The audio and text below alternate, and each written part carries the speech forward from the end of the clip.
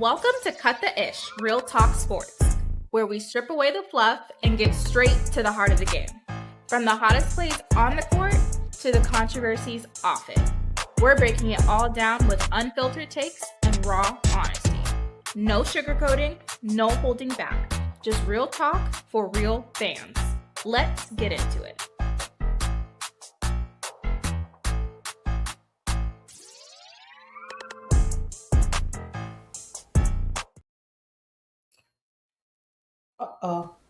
Hey, welcome everybody to Cut the Ish, Real Talk Sports. Y'all come on in the building. Hit the like button as you walk in the door. I just feel like I hear, but I think it's my office. Y'all hit the like button as y'all walk in the door. Thank y'all for rocking with me in Duval. We got some great topics for you guys tonight. Hey, Duval, how you feeling? You feeling all right? You sipping? You know, sipping on apple cider vinegar. You know what I'm saying? Feeling a year older. You know how that go. All that good stuff. But other than that, you know what I'm saying? I'm feeling fine, feeling blessed. You feeling blessed? All right, then. I hope you feeling blessed. You're a year old. Happy birthday. Happy belated birthday. He called me out, Chad. You know, I got a bad memory. I'm old. I forget all dates. But y'all say happy birthday to my boy, Duval. He is 82 years old. 82. And he's still kicking. Yeah, still breathing. No health issue. That's a lie. He got him a cane like my uncle was telling me at my G baby's party. I told him, I said, "What you doing with a cane?" He said, "Not to walk with, but to smack a mofo." I said, "Oh." And that's the ball. You know how it is. You got announced at the end of the show too, because you know say everybody ain't here, but I want to say I am a year older. I feel great for the most part.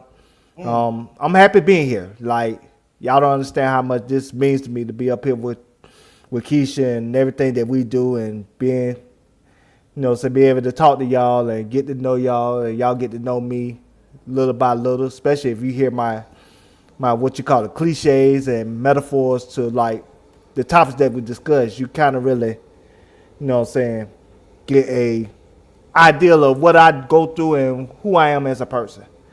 But I am thankful that, I'm a year older, and it's good to be around everyone and be around all of you, and it's thankful just to like be on this platform to like talk sports. Now I don't think we need nine, so I can use some gifts, Use some gifts, Keysha. Throw that cash out. I need some gifts. You don't need no dang old gifts. Hold on. We already got some money in this thing. Hold on.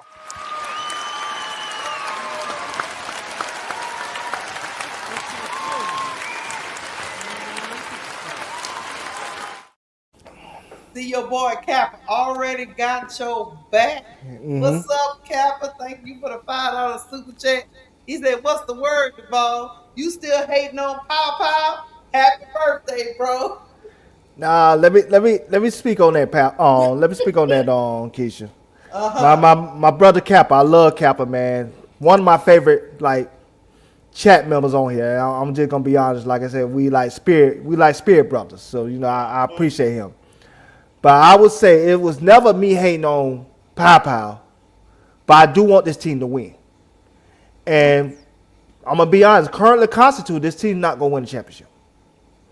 They got some deficiencies in areas that can't be covered up this year. If I got to be honest. And so what I did want it was a insurance policy, basically. And if I need to use Pow to get that insurance policy for when Ryan Howard or Alicia Gray in these big games especially go, PTO and disappearing, it's like we need something to keep us afloat so we can still win some of these games that we're losing. Yeah. See, what we need to be like, and I'm just going to be honest, is like the Mystics. See, the Mystics are beating all the good teams. You know what I'm saying? They might lose to them, but they at least beating them where, if the Mystics get to the playoffs, they feel like they got a chance against anybody. With us, it's like, man, do we need to avoid the Valkyries? Do we need to avoid the New York Liberty?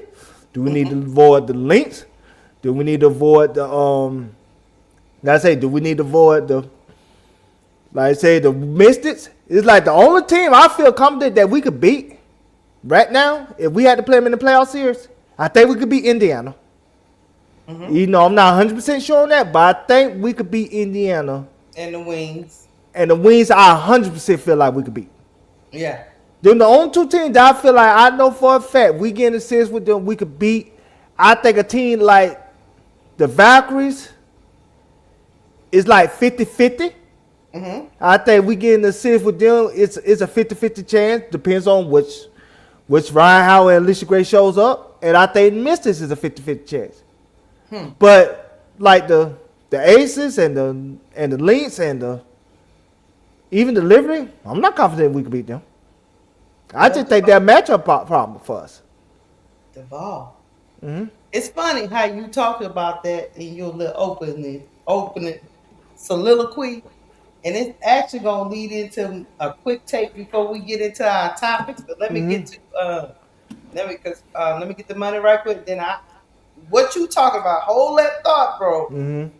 Because I got a quick take that we're gonna do before we get into our topics, and I want your opinion on it. Hold on.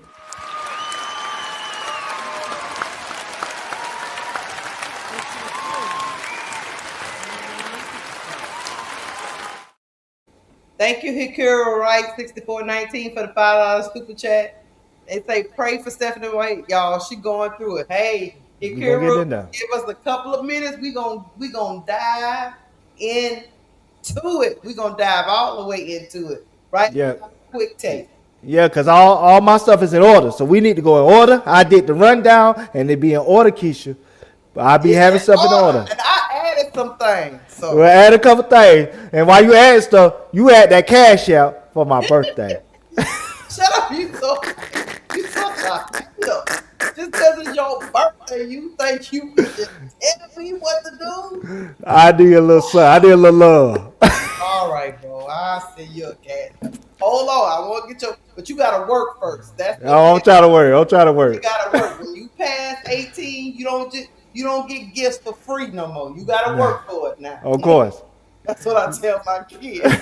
Like, what you looking for a gift? Oh, hold on. Before we continue, what? Mid-majors, y'all in the building. Welcome. Hey, welcome, mid-majors. How you doing? Hey, I want one day y'all come up here. We want to have a collaboration. We want to discuss some things. We love to dream just like you do. Yes. But welcome to Cut the Ish. We gonna make you laugh, cry, but we gonna have a good time. But mid-major, reach out to my boss Keysha. Let's get something down so we can really have a collaboration, do an interview, and say we discuss some things. Cause like I said, I watch your videos. I love how y'all talk about the dream and stuff like that. So yeah, let's get that going. But come on, continue, Keysha. Hold on 1 second.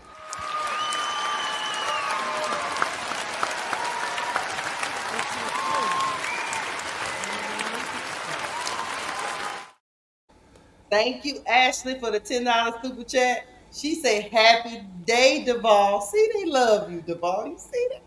Keysha, don't keep my money. Don't keep my money unless you gonna throw that cash out right there. Every super chat is mine.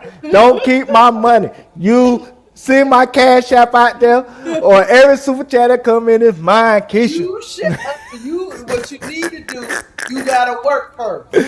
I need your tapes, and then you get a cash app. Okay, yeah. Hold on, because somebody was speaking about who they believe is the most important person to the team for this Atlanta Dream Team to go the farthest, and it was an interesting tape. And I'm gonna get your opinion on the other side. The most important person to this team being, personally, I think going its farthest is probably gonna be Jordan Kennedy. In all honesty, only because not so much just from a standpoint of like in terms of like points, but like when the Dream don't move the ball, they are not the same team. When there's no offensive continuity, they are not the same team. And granted, obviously we've seen Jordan Canada in previous times miss games due to injuries and things like that. And luckily we have sometimes as reporters we'll knock on some wood to make sure, because she falls on the floor a lot, to make sure that Jordan Canada doesn't get injured. But like her presence on the court changes everything. And so I really think that her ability to obviously remain healthy, of course, but then to make sure that this team is playing at a championship level is going to be key. But I think it's going to take a complete effort from everyone. Oh, Duval, just before you go, the last game against the Tempo, the team as a whole had 29 assists. They were moving the ball. Jordan Canada had 9 assists that game. You think she the key, as that young man thinks? I think so, but she also could be the downfall of this team as well. So she's some of both. And the reason why I say that, because like the downfall is because she's so small, she have defensive limitations. And I think teams that got bigger guards, like the Chelsea Grays, Olivia Miles, like even like a team like I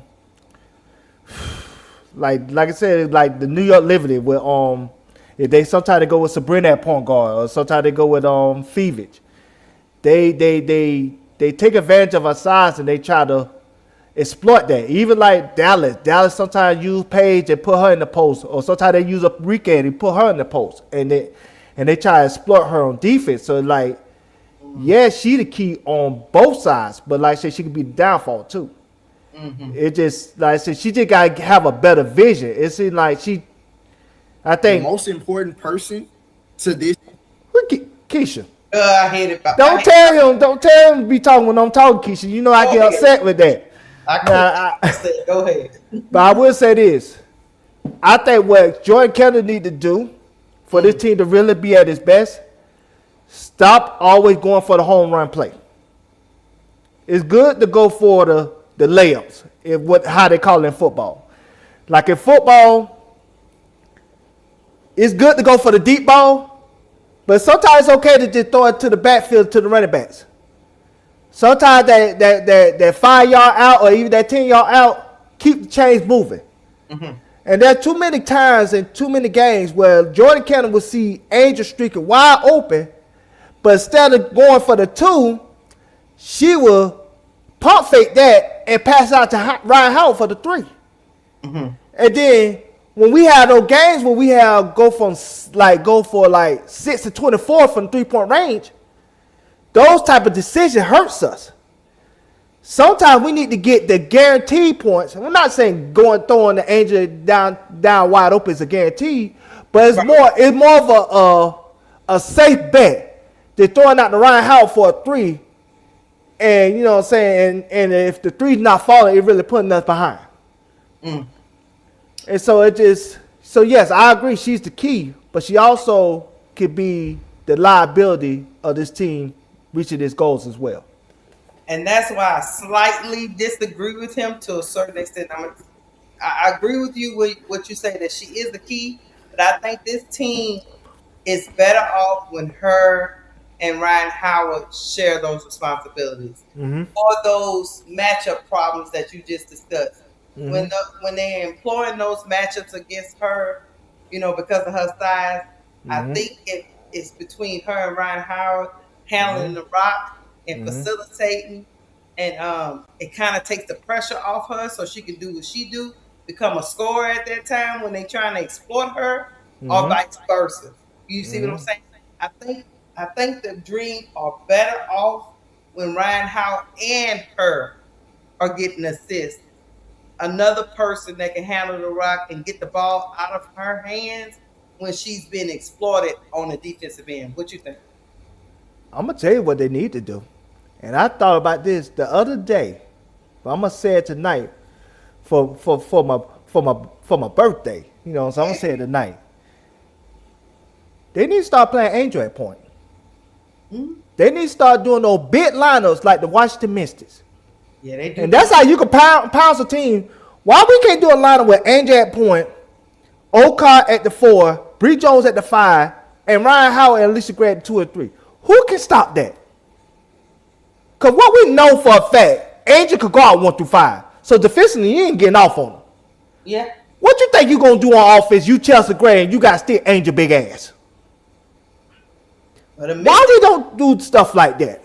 The Mystics then went big and it has changed. Yes. Yeah. Yes. And the reason why I thought about that, because I thought about Alyssa Thomas. I'm like, do y'all know how much a mismatch nightmare Alyssa Thomas is for a lot of teams? Because a lot of guards cannot defend no Alyssa Thomas, big as she is. And then if you put your big man out there, she fast enough to go by him. Why we can't do something like that? Why we can't have Angel at the point at times? She's a point forward. Put her at the point, have the big line up. It don't have to be for the whole game. It could be like a 5-minute stretch. I got you. And make teams have nightmares because they have to defend that. I got you. Different looks. Mm-hmm. Yeah. So they can't key in on. My point is, look. My point is, just don't let them key in on Jordan Canada and her size. Mm-hmm. Go. We got some money. Keep mixing it up. You know what I mean? So hold on.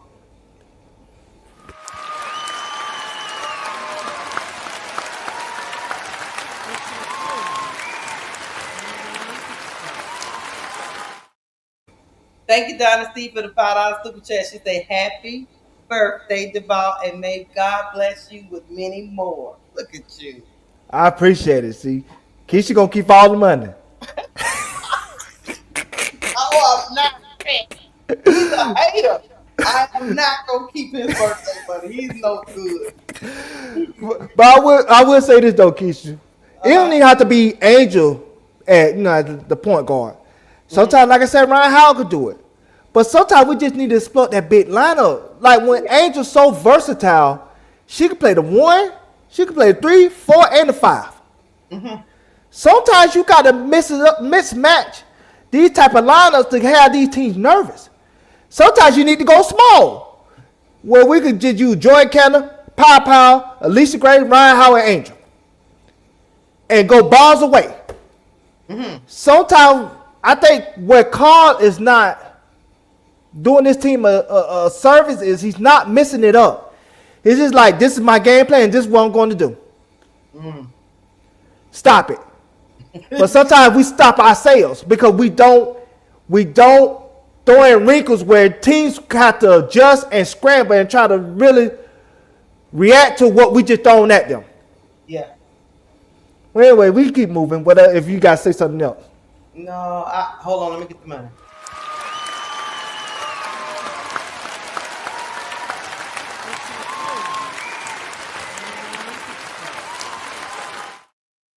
Thank you, Dynasty, for the $5 super chat. Keysha Duval, great commentary. Thank you, Dynasty. Thank you much. See, Keysha, that's why I wanted to throw out that cash out. It would have came straight to me. You so damn no. We got to share money with the church. You know the church take their 30%. No, I would say the last thing I would say on that topic is that you are right. We have become, even Ryan Howard said in her press conference, it's no secret. We want to shoot the 3. Okay. Mm-hmm. Then if it's no secret, every secret is out. Yes. We got to do something else, right? Mm-hmm. Yes. We got to do something else to get you open for your 3s, Ryan Howard. I would much rather you take open 3s, get you open, be a little bit more creative, to where. But that's the thing about this team. Ryan Howard's versatile, Angel's versatile, Nas is versatile, Jordan Canada is versatile. She can facilitate or be a scorer if you need her to be. Mm-hmm. Let's use all that talent. Keysha, we got more money. So here we go.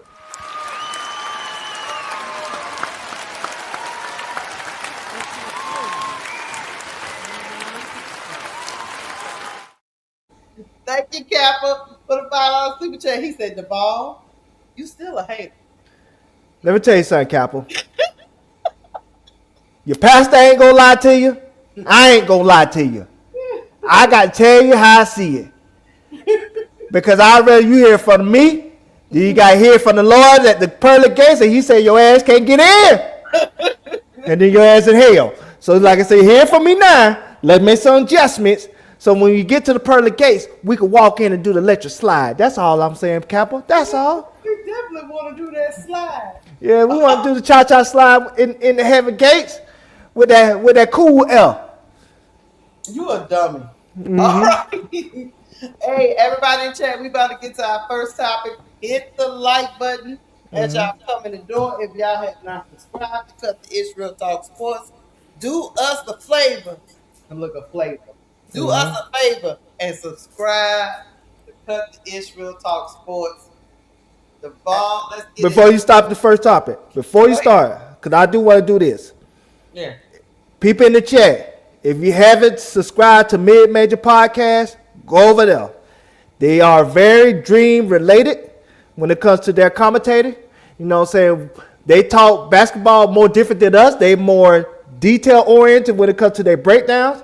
Like I said, we like to have some jokes and, you know what I'm saying, talk basketball as well. So we do it differently. But check them out too. So you could get a different point of view from what we do over here. But we all have the same goals and aspirations when it comes to the dream, vision, and success for this franchise. So if you're over here, go over there as well and check out Mid Major Podcast. If you're still in the chat, check out my sisters over there. I agree. I second that emotion. You ready, Duval? Yes. All right, child. Hit that like button. Well, Duval. It got rough up in here in these streets. We got more money, Keysha. Stop the show. Stop the show.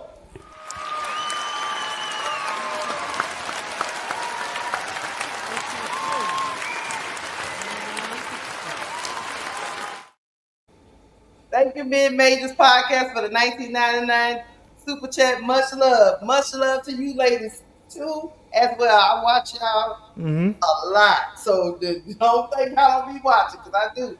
Y'all have some great breakdowns, so I'll be watching you ladies. Yeah, I watch them as well. Like I said, they are two former players. They have a mindset of watching the game from a player standpoint. And so that's why I say sometimes they get a deeper breakdown of how the team is functioning more than we do.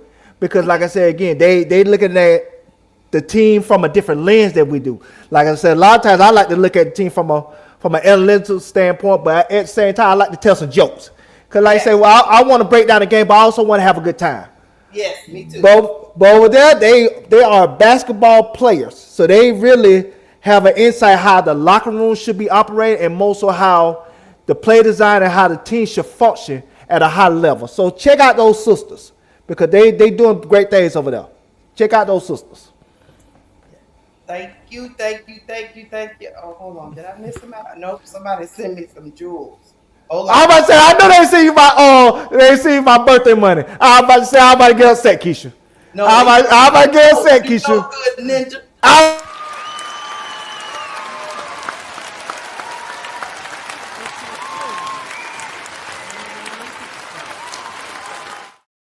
You a hater. You be trying to take my GOAT trophy. Thank you, Rita Nilly, for my GOAT trophy and my 1,000 jewels. You stop it, Duval. Keysha, we still don't know what that shit mean. We don't know what the shit mean. I've been looking it up. I don't know what it mean, Keysha. I be want to crash out. I be having a nervous breakdown. I be like, what does it mean? So I can translate it. Is it full? I be asking Keysha. I be asking myself, is it food stamps? Can we flip it for food stamps? You know what I'm saying? $10 of food stamps is like $5 in real money. So you know what I'm saying? You have to do the math. You know what I'm saying? Anybody that bought stamps, you know how we do it. You know what I'm saying? If it's $30 in food stamps, it's $15 in cash. So we have to, you know what I'm saying? We do the mental gymnastics. So what the jewels mean? What it means in dollars. Once we find that out, I feel better. All I know is somebody told me it's like getting the jewels or gifts or whatever it is on TikTok. So I said, oh, okay. Keysha, we got more money. Keysha. I said, oh, okay then. All right then. Hold on, let me get to it.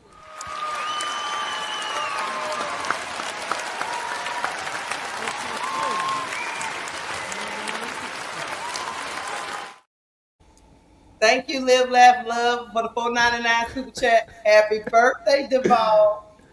Thank you for all your birthday wishes. Cause all this money that's coming in, we can't get to the topics. We try to get to the topics, but we'll never let money go by. You know what I'm saying? We love money over here. You know what I'm saying? If you donate a little bit more money, Keysha do a little stripping. Just a little bit. Not a lot, but she'll take a little piece off. You know what I'm saying? You gonna strip it for me. Anyway. I don't want to see him in his boxes. Never mind, Chet. Let's go. We gotta get serious, Duval. All right, come on. Let's ride. Stephanie White is not having a great. No, they ain't. We missing a couple things before that, Keysha. See, I gave you the rundown. We missed a couple things before that. Go through the rundown. What you talking about? No, I'm doing it my way. You know, good ninja. I already put it this way, and I ain't changed it. Go ahead, Keysha. They want to talk about this doggone Stephanie. We're gonna start there. Look, Stephanie say, look, Duval, she needs you. Matter of fact, Stephanie say she needs you because you like to crash out. Yeah. She needs you to come help her, bro. But all seriousness, yes. when I saw this is even before I even get to your rundown that you got followed on.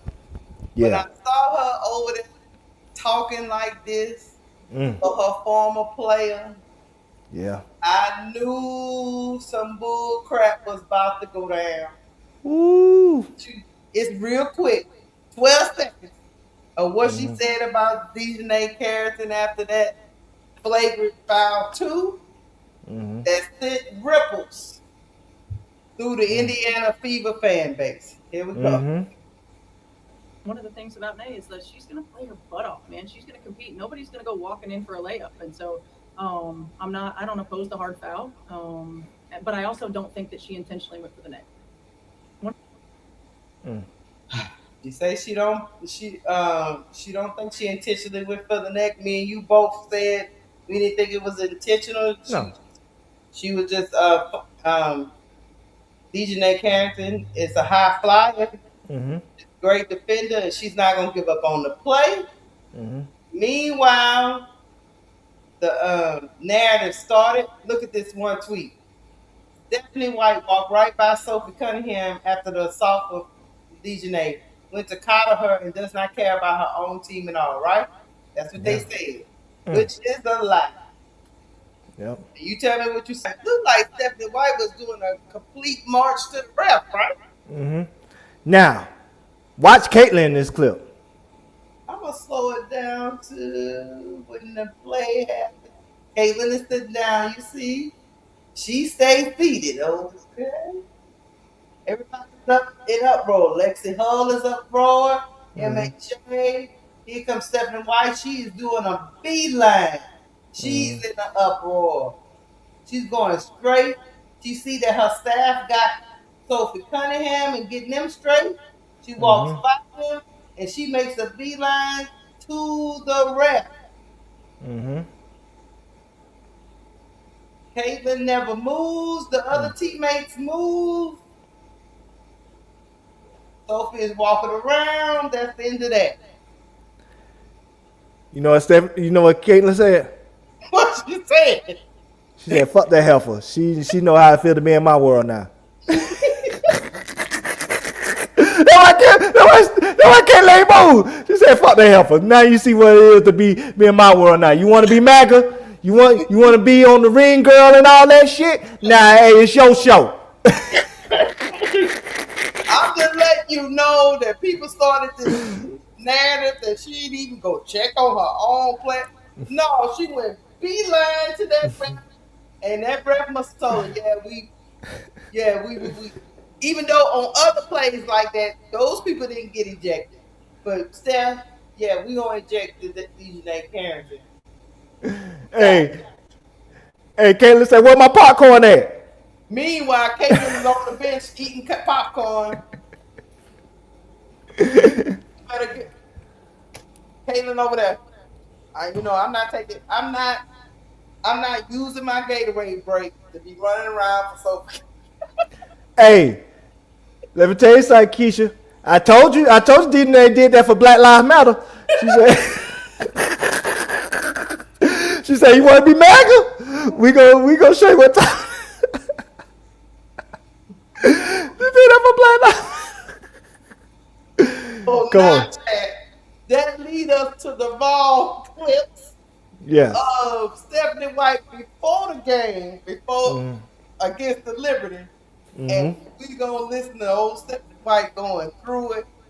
She tied, boss. She tied, boss. Here we go. This isn't necessarily for those people that are in this room. This is more for an online community that's trying to create narratives that simply don't exist. Trying to create a fabrication or distortion of who I am, of what I'm about. Our players' success, our players' health and wellness, our players' safety is always a top priority for me. One of the things I pride myself on is my relationships with players. For those who have anything to say about the play in the last game, I didn't see the play in real time. I went straight to a press conference. I thought the play got called right. Thankfully, Sophie's okay. Was it egregious? Absolutely. When you have a chance to watch that over and over and over on replay, you can see that. I didn't have that in real time. I take personally any suggestions that I don't 100% always have my players back. I ride with them 10 toes down all the time. All the time. They know that. It's a shame that we can't have an opportunity to talk about what great basketball they're playing. Because they are fucking playing. The reality is, with me, I will always lead with love. I will always lead with grace.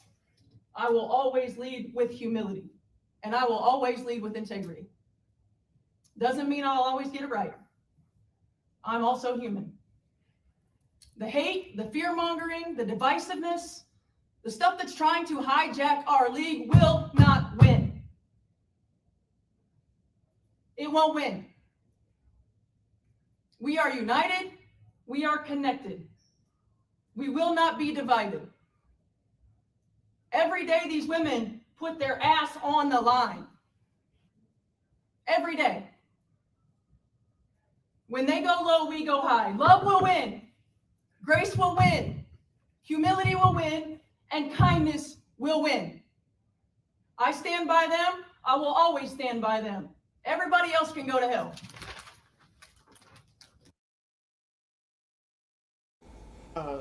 Duval? Before I get to... I ain't gonna get to my I ain't gonna get to my final breakdown until we play all the clips. Yeah. But I'm gonna just say this: Stephanie White had her "I Have a Dream" speech with Martin Luther King. That's what she did. She said, "I had a dream" speech. So. Okay, I will say this. She said you're gonna lead with love and humility, and she said when they go low, she gonna go high. Michelle Obama. But at the end, she went to the basement and told them to go to hell. Hey, that's Charlamagne the God there. So she had a little bit of both. You know what I'm saying? Yeah, okay. She had Michelle Obama and then Charlamagne the God, and she just said, "You know what? And Martin Luther King. I am Martin Luther King," because that speech there, you know, so she stood there proudly like she was at the mountaintop. She said, "I had a dream. I got you, Stephanie." I got you. We gonna keep going, chat, and I'm gonna go here and say, Steph. I don't know why I'm showing this picture for a reason. I don't know why you backtracked, but in this picture, this is going around all social media, right? The ball. That's Stephanie White right there in the red circle. Yeah, the devil's a lie. That's the play. She saw the play. The reason why I know she saw the play, even though this is in a still shot, so sometimes it's hard to diagnose in real time. You know what I'm saying? Because things are going so fast. It's easy for somebody to slow a picture down and freeze frame. You know what I'm saying? That's not how your brain processes it in real time. But Stephanie White thought it was egregious enough. You know why I say that? Is because Yes. she immediately took a beeline to that ref what I showed y'all at the beginning of our soliloquy. Yes. That's why she took a beeline. That's why I knew the narrative of her not caring about her players is BS. Because she immediately started marching to that ref, as she should, as Sophie's coach. So that narrative has just been debunked, chat. If she didn't care about Sophie, she'd have been sitting on the bench with Caitlin with popcorn. Yep. Caitlin said, "My name Bennett, I ain't in it." Right? So that's the picture. I'm gonna keep going. All right, so we got a message from the Indiana Fever president. She says, and I quote, Coach White has done a tremendous job leading the Fever, and for the second consecutive season has us in a great position for a playoff push. She has kept our team focused and united, all while under the brightest spotlight our team and our league have ever experienced. She has the full support of leadership. Do you hear that, Indiana Fever fans? Full support. All right, we gonna keep going. No. Somebody did a tweet and said, "Damn, I missed this during my hiatus." The lieutenant governor wanted Steph White fired for her commentary in the post game on the flagrant 2. What? Dog, coaching this team has to be hell on earth, dog. So the lieutenant governor of Indiana calling for Stephanie White's job because she said Dejanay is not going to let her layup go. That's the way she plays. God damn. Damn.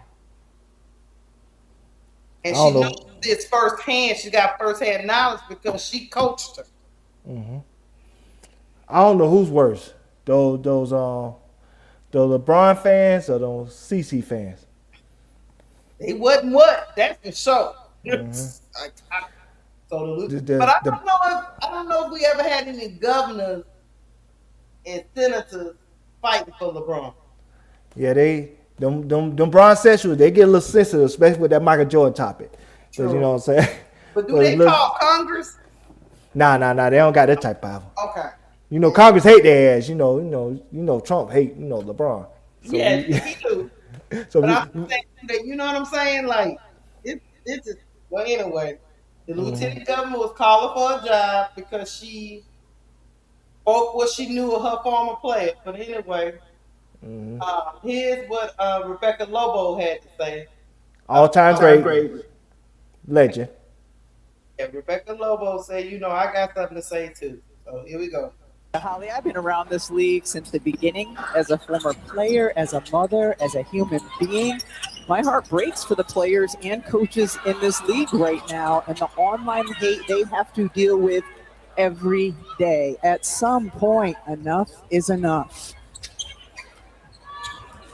It's funny, Rebecca Lobo. I don't have any problems with your take. It's funny how we just understand that we have online hate when other women are getting attacked. You know, when women that look like me get attacked, they say they bots. So I'm just gonna keep on going. Now your heart breaking, but your heart wasn't breaking for Angel and Dejanay, who've been going through shit ever since. Don't forget about 18. And 18, your heart didn't break.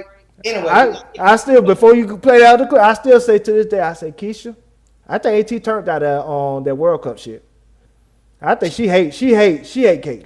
Because like I say, they usually have 6 big men and 6 guards. How they got 5 big men and 7 guards? Why would you go around somebody that people think you going to assault? Yeah. It's just like a man being around a woman that falsely accused him of beating her ass. Why would I go around that woman? I think she hate Caitlin with a passion. I think she turned that down. And they ain't going to say it publicly. No. Because, they don't need to, but I think she like, nah, I'm good. Y'all got it. Right, we're gonna listen to the ladies. Hold on. Mm-hmm. Something to say too. Here we go. Is that when a basketball analysis is led to someone's character being judged or someone's job being called for. Because in reality, all of this emotion is coming from Steph White and what she said post-game about Dejanay, which she said it was a flagrant 2 foul and she didn't think Dejanay was purposely going for her neck and that Dejanay is a player that plays hard. That's essentially what Steph White said. And people were going crazy calling for her job because of that post-game statement. And I'm so interested in all those people that were piling on and calling for Steph White's job in this most recent week. How many Indiana Fever games have you actually watched?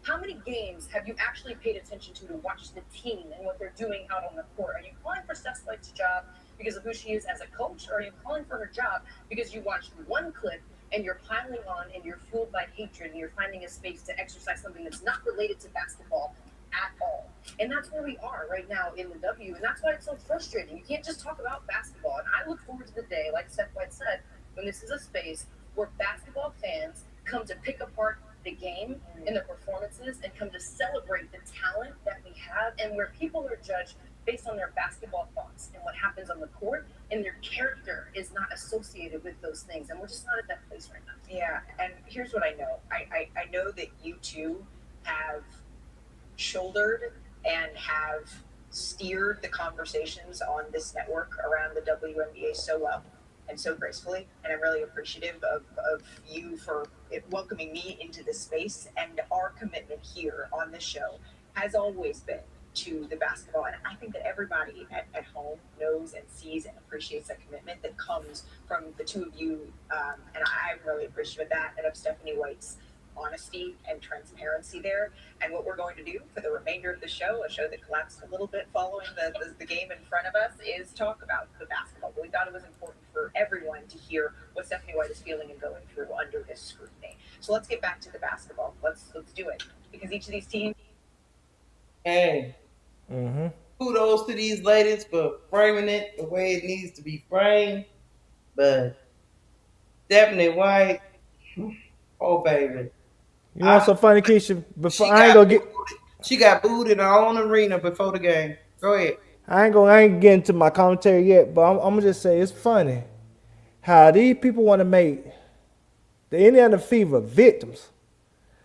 But where was all this sympathy and empathy and compassion when Sandy Bandello called my goat a protected species? Oh, y'all show sympathy, but it wasn't to the black woman. Y'all show sympathy to Sandy Bandello, you know what I'm saying, since she don't know how to speak English in America. It's just funny, Keysha. I just noticed that, Keysha.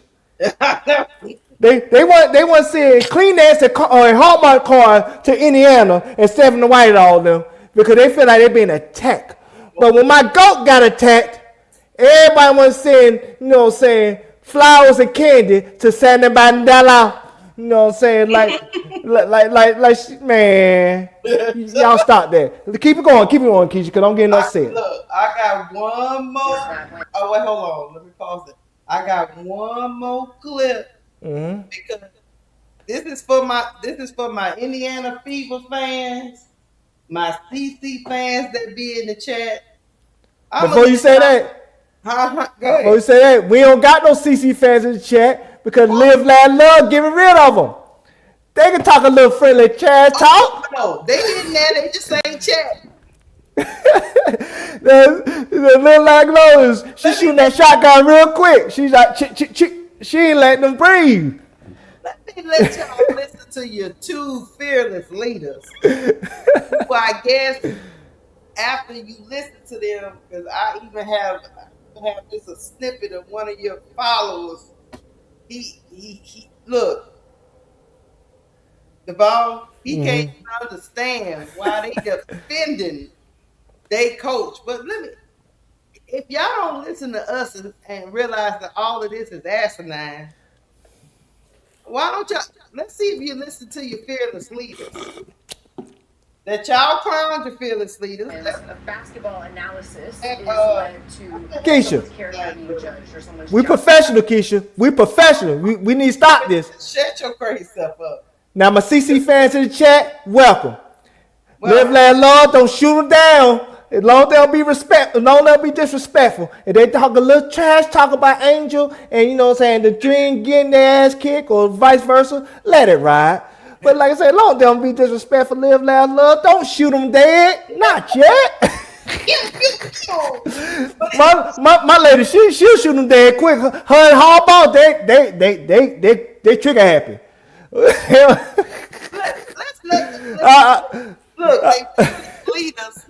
You know, the players on the team should their perspectives and their views on things should matter, right, Duval? To the fan base. Yeah, it should matter. Should it matter? Should their views and perspectives matter if Yes. you're a sad fan of that athlete? Yes. Oh, okay, let's see what they got to say then. Especially the one on the right. Yeah, let's see what they got to say. Let's see what they say. You know, because we got the person that got hit right in the play, and we got the leader of the team sitting right here in the press conference. Let's go. Both of you have seen what your head coach said before the game now? Yeah. I've been made aware. Okay. What did you think about the things she had to say, and why do you think she decided now was the time to do that? You know, I think there's just been a lot of outside noise, but our locker room is good, and that's what it is to be an Indiana Fever on the staff. As a player, that you know when you come here, that's going to be one of the things that's going to try to distract you. But our locker room in there, it's tight, and we have each other's backs. Coach loves us. She didn't see the clip. At the end of the day, she didn't see the clip. And you know what, Dejanay, she is a hell of a player. She's a great defender. And so she coached her for I don't know how many years up in Connecticut. So give her flowers, and she didn't see it, and that's okay. Me and Steph are great. Steph is great with all of us. And so it's really the outside noise that's trying to distract us, but we're good. Just because you brought up the play from last game, did you feel like there was more outside noise after that game? You know what? I really don't care. I really don't care anymore. I'm trying to keep the main thing. I think we played an excellent game today against the against the Liberty. We played ourselves. Yeah, nice, Sophie. We won. We shared the ball. I think our defense was really good. I think the third quarter we kind of were a little slumpy, but we got it back, and that's what's important. And you know, we're trying to focus on the big picture here, and I think we really needed this win, and that is our focus: is every day trying to get better. And tonight we took care of business. Yeah, Caitlin, just to follow up, I know Mm-hmm. just spoke to Tony's question, but what was your kind of reaction to hearing what Steph said and just her message overall about kind of the divisiveness and like the league trying to stand right? Yeah, I talked to Steph earlier in the day too, and I think we forget a lot of times, like, we're human and she has feelings, and there's moments that are really hard, and sometimes that's just the job you sign up for. But at the same time, like, it's okay to feel those emotions. And I just told her, like, I've been through the same thing. Like, there's been days where I've been really upset, and you can have the thickest skin in the world, but sometimes it does get to you. And, I think our world is just like, we love to hate. We love to divide. Like, that's all we want to do. Like, nobody wants to see each other succeed. And I think that's a really painful thing for myself to watch. I feel like we need to do a better job at uplifting each other. And I can assure you there was no way we were losing this game tonight. And I told her that before the game. Like, there was no way we were losing this game for her. And, it's tough. Like, for their coach. That's my head coach. Like, I hated that our fans booed her before the game. That made me a little sick, to be honest. And you can disagree and this and that. And I get it. It's professional sports. People are going to boo. But, like, at the end of the day, that's our head coach. And we're going to ride for her. And we're always going to have our back. And it's never going to tear our locker room apart. So I just love her, and I feel for her because I know it can be a lot at times, and she does a great job a lot of times blocking it out, but there's other moments where it can get under your skin, and that's just being human, and that's just life. Like, there are tough days and there are tough moments, but just proud of our group. Like, I think we showed, like, what we're all about tonight. Like, we came out, we had fun, we shared the ball, and, we played with joy and a smile on our face, and to be honest, we really just did it for her, and we did it for each other and the girls in our locker room. First of all, Keysha, them scallywag ass look like Katie Holmes and Michelle Williams from Dawson's Creek. It's too much white for me, you know what I'm saying? I get a little contagious, you know what I'm saying? Get a little nervous. And secondly, Keysha, They owe apology to my girl, to my goat, my big goat, Shell Swoops. She wasn't wrong. She was just early. She told y'all there was trouble in that locker room, but no, y'all ain't want to listen. When there's little stuff that coming out with the harassment thing and with the this and with that and with what's your girl name? DeWanna Bonner leaving the locker room early and she ain't want to be there no more. And then this year, the MAGA stuff and then this and then that. Duval, it's a lot. You think that is why Caitlin is starting to speak out a little bit more and support her coach? You know, These are. Because you know it starts with her, right? Now she been very generic about everything else topic, but about this topic she has been clear. Keysha, get the money. It's my birthday. Get the money. She's been clear about this topic right here, Chad.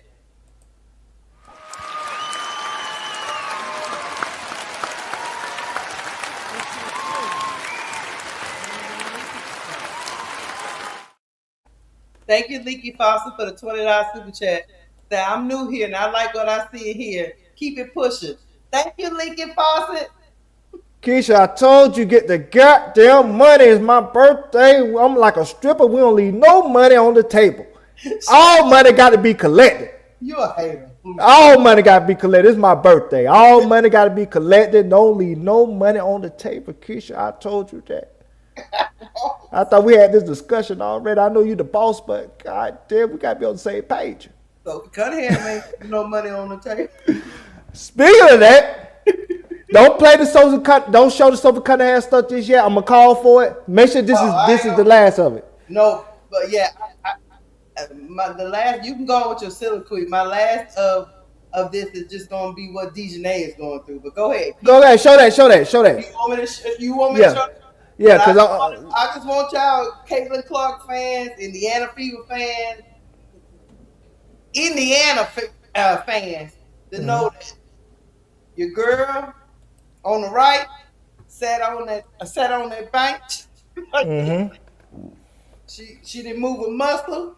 She knew her coach had whatever was going on with Sophie Cunningham, and she got up in a press conference again and said, "Look, this is my coach." I even with all y'all doing all those YouTube videos about fire her, she over there, Stephanie, it's gonna be okay. You know what? Before we move on, it's almost seeming like Caitlin don't want Stephanie White to leave her. Like she trying to make her understand that it's not gonna be this bad all the time. Maybe she's starting to feel like Stephanie White is getting tired of this mess, man. She can go anywhere else and not have this problem. Not at all. And she fears the unknown because even if her fans are calling for the woman's job, she might not. The coach she get in return might not be better than her. She feel like she can work with Stephanie White. You know what I'm saying? Whatever her shortcomings are. But what if I get a new coach and they cramp? Not only do they crumble under the pressure, but they're not as good as at the X's and O's as Stephanie White. Then what did she do? Because she got a legacy she's trying to build.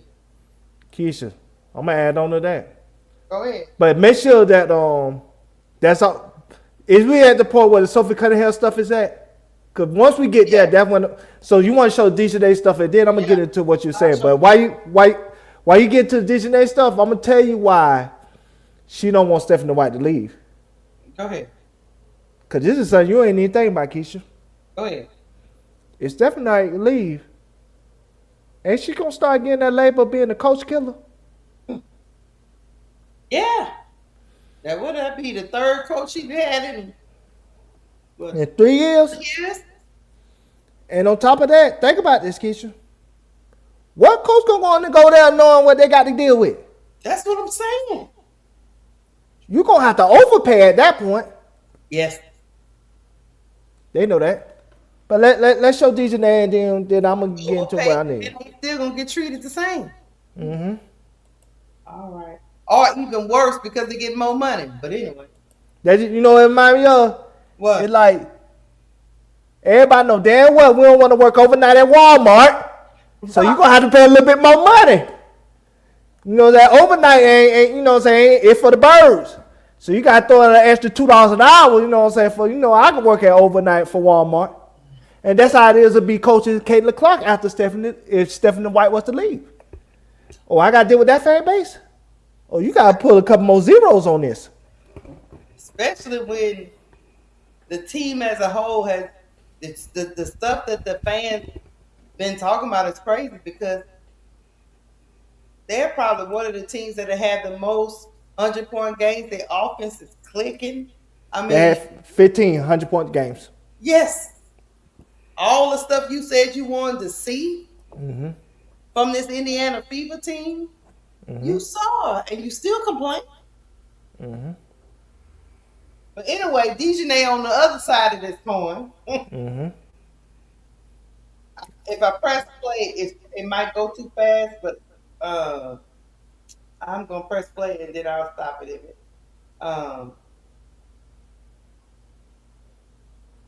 Or just read the first few and then play and then read the next few and then, you know, say they'll have an idea. Isn't your blonde hair cultural appropriation? White Racism. Yeah. White privilege will make me look as white as possible, please. Get the play. Hold on. Let me pause it. Deleting the thousands of comments won't make the hate go away, Tanisha. Trash for life. Ridiculous. Her name Tanisha now? Okay, I got My you. name Tanisha. Okay, I'm going to pause. Oh, so now we misunderstood. What's with the cultural appropriation hat? Gonna keep going. Somebody call her a clown. Let's see. The WNBA has lost $100 million every season it has existed. It has to, and this date is its 29th year. Never made a profit. Tell me, is that privilege? Having an entire league that loses money for 3 decades? Yikes. Don't worry though, the NBA has picked up and covered that $100 million loss every year with its profits. First of all, that's false. They lost $10 million a year every year. And the 2024 season, they lost $25 million because they had to get private planes because when Angel and Caitlin went through the airport, they would get mobbed. But let them tell that lie. Go ahead. Y'all got it. Stop chimping out. Oh, so we monkeys now. Okay, gotcha. All right. One person said you the GOAT, Dejanay. Okay. I told you Black Lives Matter for Dejanay. I got you. There's a monkey. I'm not surprised at that because they use Sid the Sloth for Angel. And Jamie character, what's his name in the show? I forgot his name. Wanda from Living Color. From In Living Color. There we go, whatever that is. I don't know what that is. I can't speak on that. It's still going. They got Sophie pointing. Yeah, that's their mascot. Nasha Kyle with blonde hair. Victim card. Another point. Victim card declined. Somebody say I need you in my life. That's some very nice white privileged hair you got there. You know what's so funny? Go ahead. White people act like they don't get extensions and get lip fillers and, like I said, face fillers and BBLs. Why the hell y'all keep judging us? And then y'all trying to look like us. Kim Kardashian. Man, come on, man. The jealousy is beyond obvious. Blonde hair and everything.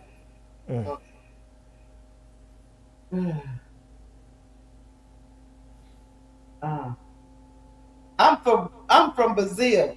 Disgusting what you did against Sophie. You deserve to be ejected. You deserve a suspension too. Damn, from Brazil, that's how y'all do it? Well, you said... Look, white privilege. Look at my new hair. Ha ha. Damn, I'm still tripped on the Brazil part. If y'all gonna be like that, you send Camilla Mama some money. Maybe Camilla will play better. Damn. Do you look down on black people's curly hair, black hair? Why did you get blonde hair like a white person?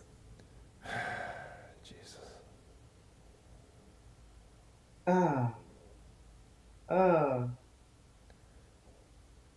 Well, She if they, attacks her opponent and uses a racial agenda of justification, being black with blonde and smooth hair. They own this hair. well, no, let me ask a question. Why does Sophie Cunningham keep changing her face? You know she had like 10 different faces before she came to the W. There are pictures out there that show that she had her face over the years. She don't look like how she looked in high school. Look, let me tell you something. Black privilege at its finest, they say. Now we got black privilege now. Yep. Oh, Lord. It's going. Mm-hmm. Somebody say, y'all folks still mad, huh? Black excellence. Hey, I just want to tell you something. Imagine people only know who you are because you fouled a white girl. Okay. Yeah. I'm almost to the end, chat. Most Sophie pointing. Ratchet ghetto hoe. Wanna be white. Uh-huh. She went to a private school. She grew up in a prominent athletic family in San Diego. Went to a private Christian high school.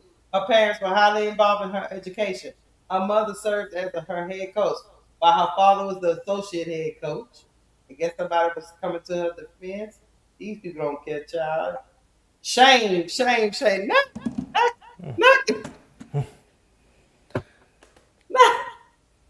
Keysha? Not the thrones. Yeah, I know it. Yeah, I know Keysha. Not the thrones, chat. Oh, okay. All right. Oh, Lord. Make me look like Sophie. Oh. Keysha, go to the Instagram. Hold on. Imitation is the best compliment. Love your Sophie wig. I'm going to your Instagram. Okay. Please do, Keysha. Because I want these CC fans in the chat, these FIFA fans in the chat. I want y'all to answer this question for me. Because we seeing a lot of racist comments about Dejanay, her hair and all that. Explain this. Why does Heifer keep changing her face like she Cardi B? Which one is her real face, Keysha? They always talking about Dejanay changing her hair and all that. But this woman keep changing her face every year. That's what happens as you grow up. Hey, come on, man. Stop that shit, Keysha. That's a lie. She got work done. Of course. She got work done. I have no problem with you getting work done to fix whatever you think is not good. Keysha, she got work done. Shout out to my boy Van. You know he here for the mess. At least he honest. So you explain this to me. So all these white people keep saying Dejanay in her hair and Angel in her hair and Kai Cop in her hair. Now I'm blaming for that because when it come off, you know, so you got a right to be judged. You know, so Kai Cop, you got to keep that glue on there. That glue got to be tight for Kai Cop. You can't let it come off. But they talk about all these black people in their hair. But then you got about 10 faces right here with Sophie. Explain that to me. Which one real Sophie face? You know what I'm saying? You know what I'm saying? Is it like let's make a deal? Door number 1, double number 2, double number 3, double number 4. Goddamn. Sophie got too many faces. But nobody don't talk about this white people. White people talk about this face. Why she got 8 faces for? Unless that owner told her to have these different faces. But we ain't going to talk about that shit. He had the money. If somebody give you the money, you do whatever you got to do. Yeah, she got all that stuff, and they don't say nothing about that. We ain't never saying no racist comment about why Sophie Cunningham face look like, you know, say Mr. Potato Head, where you can just switch around when you want to. But nah, y'all want to judge the black people, and they want to have their wigs and stuff like that. That, you know, say that's not right, white people. Y'all gotta be fair. That's all we ask. Be fair. You know what I'm saying? If you're going to judge us with the hair, judge Sophie Cunningham with her face and her teeth. She got Tiger Woods teeth. You know what I'm saying? Looking like Mr. Ed and shit. Nice teeth. She got them teeth fit. Yeah, she looking like Mr. Ed. Remember, look at them big ass teeth. You know what I'm saying? Yeah. Her teeth look like Pac-Man. Yeah. God damn. I don't know what I mean. We can wear whatever color hair we want to. That don't mean we trying to be white. Mm-hmm. So when Sophie changed all her faces, is she trying to be Cardi B? That's all I ask. Is she trying to be Cardi B? A lot of people trying to be Cardi B with the buttocks and everything. Come on, get off the screen. And I'm going to get to my other Sophie Cunningham stuff in a minute. But I got to talk big picture. On this right here. We make sure. Go ahead. Now, I want to make sure you get into the Sophie Cunningham stuff first. And then I'm going to talk, Keysha. I want to make sure you at that point. Oh, I'm there if that's where you want to go. Okay, I don't want to go there this year. I'm going to call it for it. Okay, go ahead. We finna talk big picture. Go ahead. Stephanie White out though. She gone. She ain't dealing with this shit no more. You don't think so? Nah, she ain't dealing with this shit no more. She out of there, Keysha. It's too much. It's too much, you know what I'm saying? She felt like a hostage at this point, Keysha. She felt like a hostage in Indiana. Why she want to deal with this for another year? Keysha, she'd rather retire and, you know what I'm saying, do broadcasting. Remember, Keysha, they was going after this lady job so badly, they getting, you know what I'm saying, 30-year-old ladies that about 50 years old now, you know what I'm saying, talking about what she did at Vanderbilt. Yeah. They talking about some shit 10 years ago. They were. Let the 30-year-old ladies that working at, you know what I'm saying, TGI Fridays and Walmart stocking boxes, let them live. Why y'all got to go get these 34-year-old ladies to talk about something that happened 10 years ago? So y'all gonna make a point about how Stephanie White is a tyrant of a coach.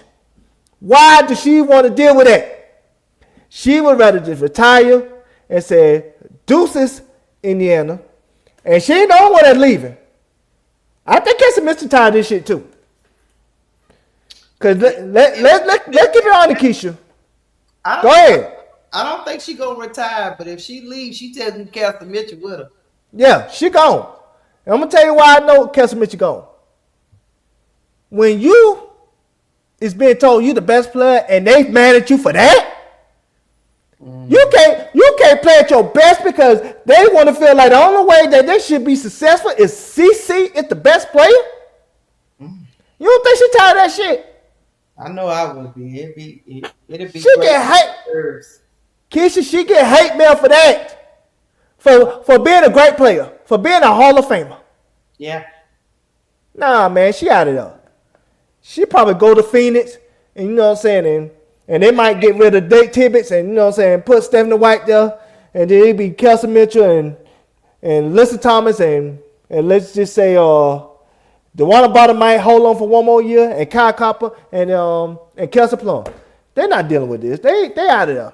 And you know who else is out there, Keysha? Who? Sophie Cunningham. Pull up the picture. I think Sophie Cunningham, I'm going to make a prediction. She going to get blackballed, watch. You think so? Yep. I think she going to get black. I'm going to tell you why. Okay.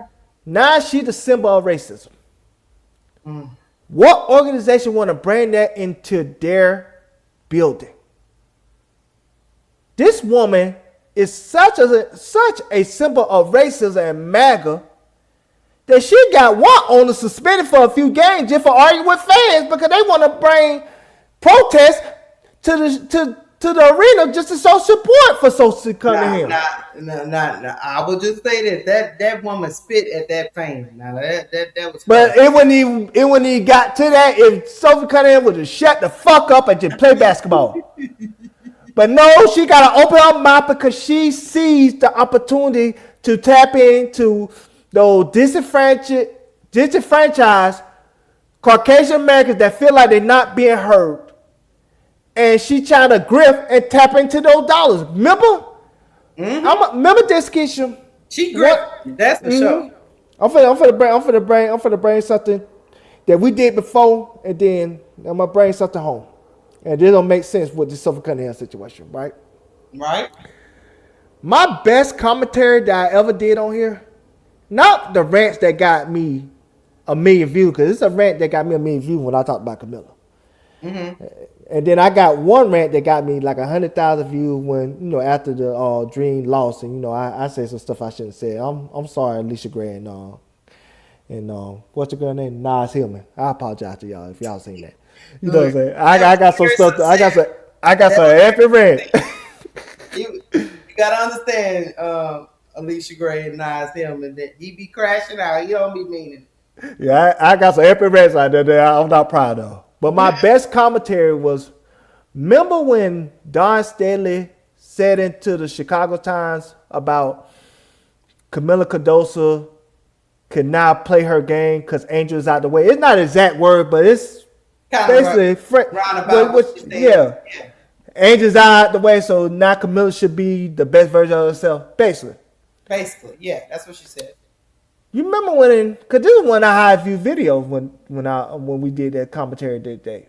Mm-hmm. You remember when I talked about Nixon, Reagan, Bush, Clinton, and let's just say Donald Trump. Remember when I used how they said war on drugs and stuff, and that was called for black and brown people to rile up a certain base to vote for them and to, to believe in their leadership?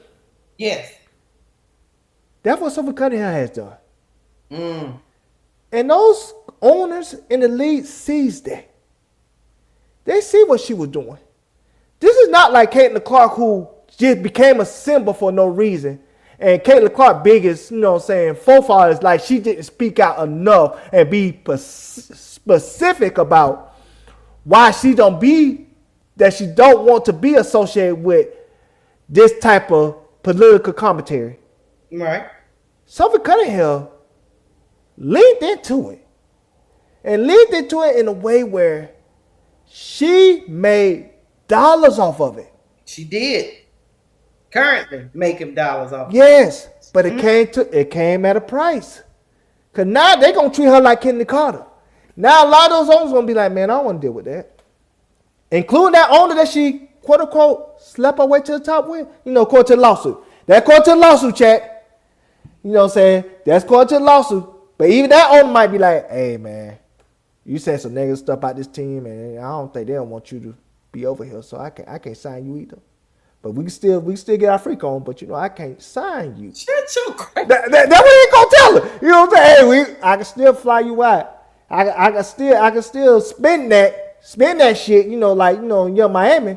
But I can't bring you on the team because, you said some stuff that made us upset over here. Cause think about this. Keysha. Wherever she goes is gonna be a distraction. Yes. Think about this for a second, Keysha. I'm with you. I'm following what you're putting down. Mm-hmm. Sophie Cunningham was kind of blackballed this offseason.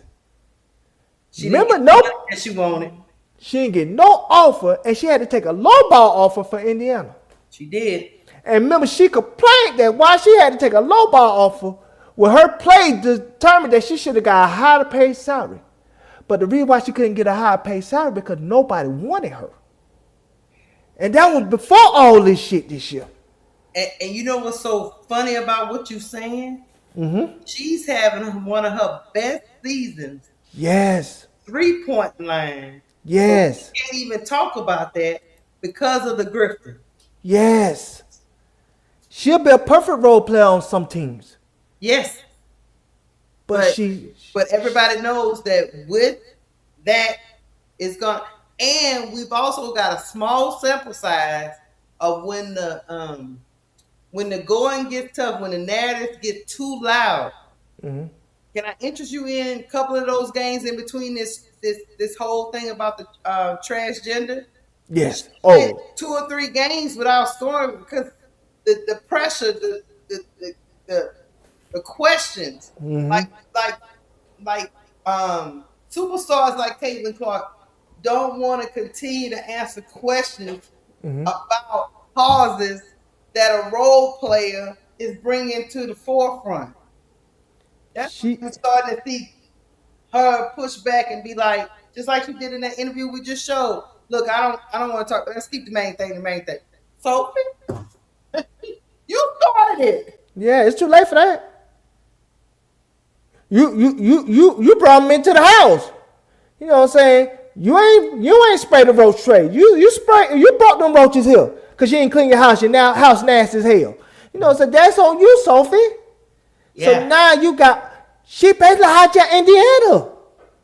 Mm-hmm. She hijacked the team. She did. So after this season, because she's on a 1-year deal, who is going to sign her? So you don't think the FIBA bring her back? Hell no. This too much. Keysha, when they got to put out statements saying, hey, we are a together locker room and Stephanie White is a great coach and we stand behind her, you think they still want those distractions? She made the block too hot. That's what she did. I got one team I think she could go to.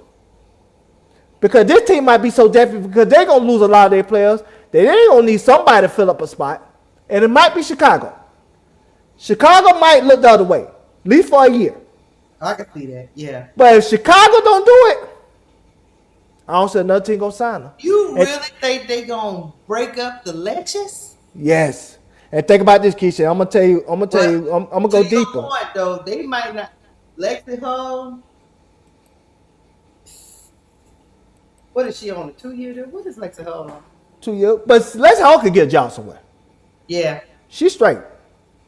But you think they're really?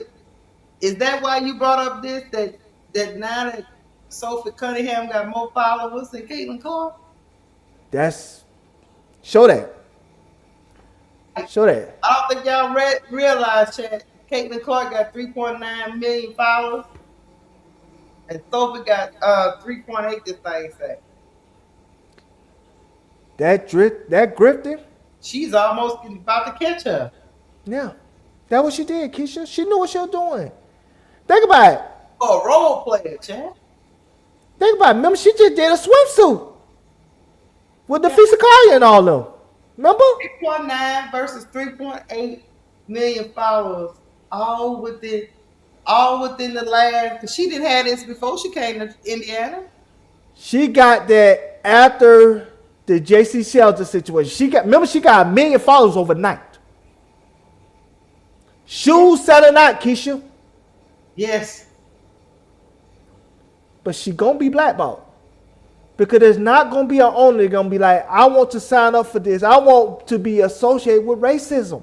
Name me the owner that want to be associated with that. Cause she's the face of this now.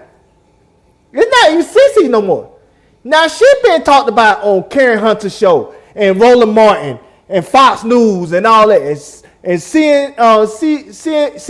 NBC and all that. She's on every. She's on the Caitlin Clark and Angel Reese round now. She's outside of sports now.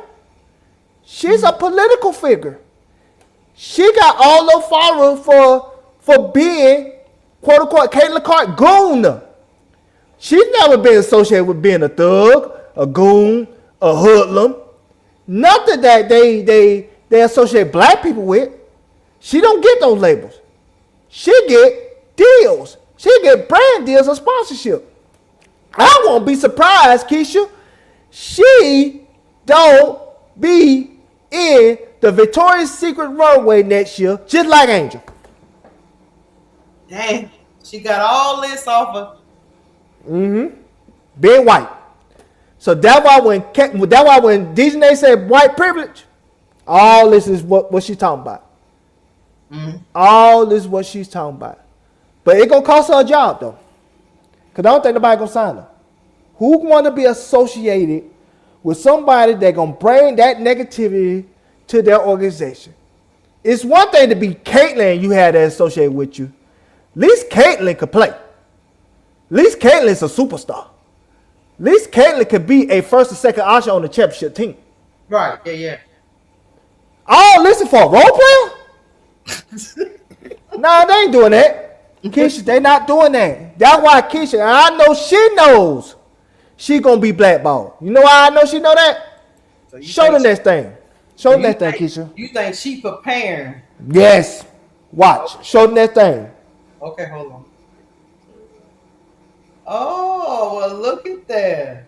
It says report. Blow it up. Blow it up. You can't blow it up? That's as big as they go. Okay, go ahead. Read it. The report says, let me see if it make it a little bit bigger. That's about as big as it go. But the report says Sophie Cunningham is reportedly shocked from a tell-all book following backlash over her comments on transgender athletes. Her page 6. A potential book could see Cunningham speak publicly about the controversy and her experience surrounding it. Keysha. Okay. She finna blow the spot up. She finna snitch on everybody. She finna tell all the dirt that happened in the locker room. From that harassment thing, from the coach, I guess somebody on the staff that inappropriately touched a woman, sexual harassment that Bree Turner talked about. So she don't want to play no more. She done with that. Mm-hmm. She gonna tell about that the Wanna Bonner why she really left. We finna know everything. We finna know all the secrets. Cause she finna put all that in that book. Cause that, from what I read, she get off for $2-3 million. And I think that price gonna go up. Because think about this too, Keysha. Because she gonna be blackballed, in my opinion. Now she gonna be on Barstool Sports full time. Now she gonna be on Fox News as a correspondent. I can see her being on CNBC as a correspondent. And she going to be a full-time influencer. And she going to make her money that way. And she going to be okay being blackballed because she probably going to make more money outside of basketball, being a mascot for racism, than she would be playing basketball right now. I'm telling you, Keysha, I think she's going to be blackballed like Kennedy Carter. So when people accuse, so what you're telling me is when people accuse Angel of not caring about the basketball, Sophie really just used basketball to get to her next career. Which I have a problem with.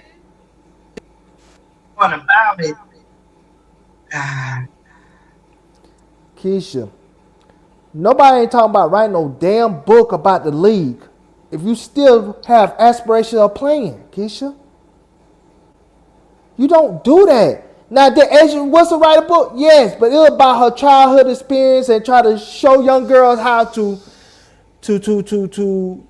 rise above whatever negativity that's in front of her. It was more of an inspirational book.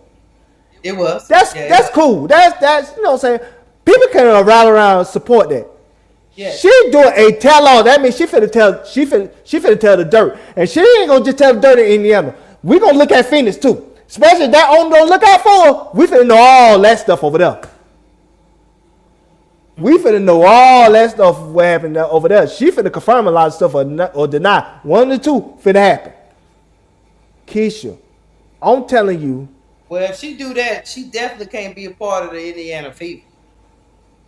Keysha. If she writing a book about everything, she's not gonna be able to check. I understand where Duval is coming from. She can't be a part of. She's not gonna be able to be a part of a team while this book is, whatever this book is about, is dropping. It just, not unless she wait until she gonna retire. But if she can't drop this book while she on a team. Keysha, she gonna be the white Colin Kaepernick. Oh, have mercy. It's online.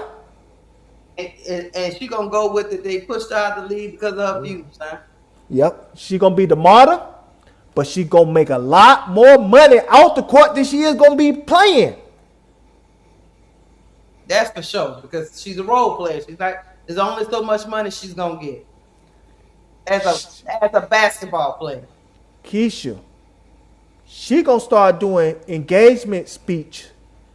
speaking engagements, and probably getting $50K, if not more, per speaking engagement. Lord have mercy. She's gone, Keysha. Nobody's not gonna sign her. She knows this. That's why you hearing the book is coming out.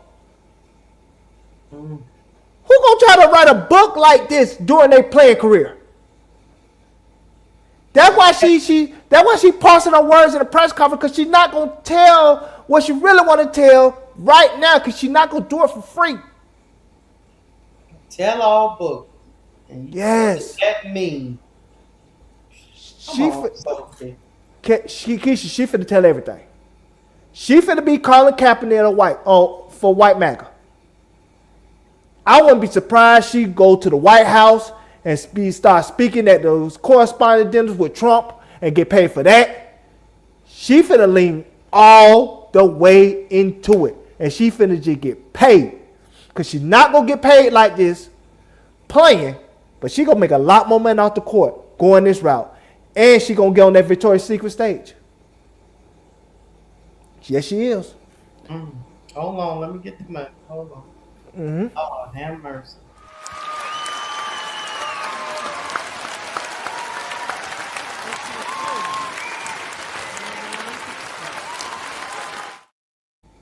Thank you for the $10 super chat, mid majors. She says, "I'm with you, Duval. The influencer bag is going up. F the league." Yeah, that's the so. Let me say something, mid majors. Y'all must have got some money over there. Y'all got some sponsorships or something. Y'all donate over here. I appreciate you. Love y'all. I love y'all. Thank you.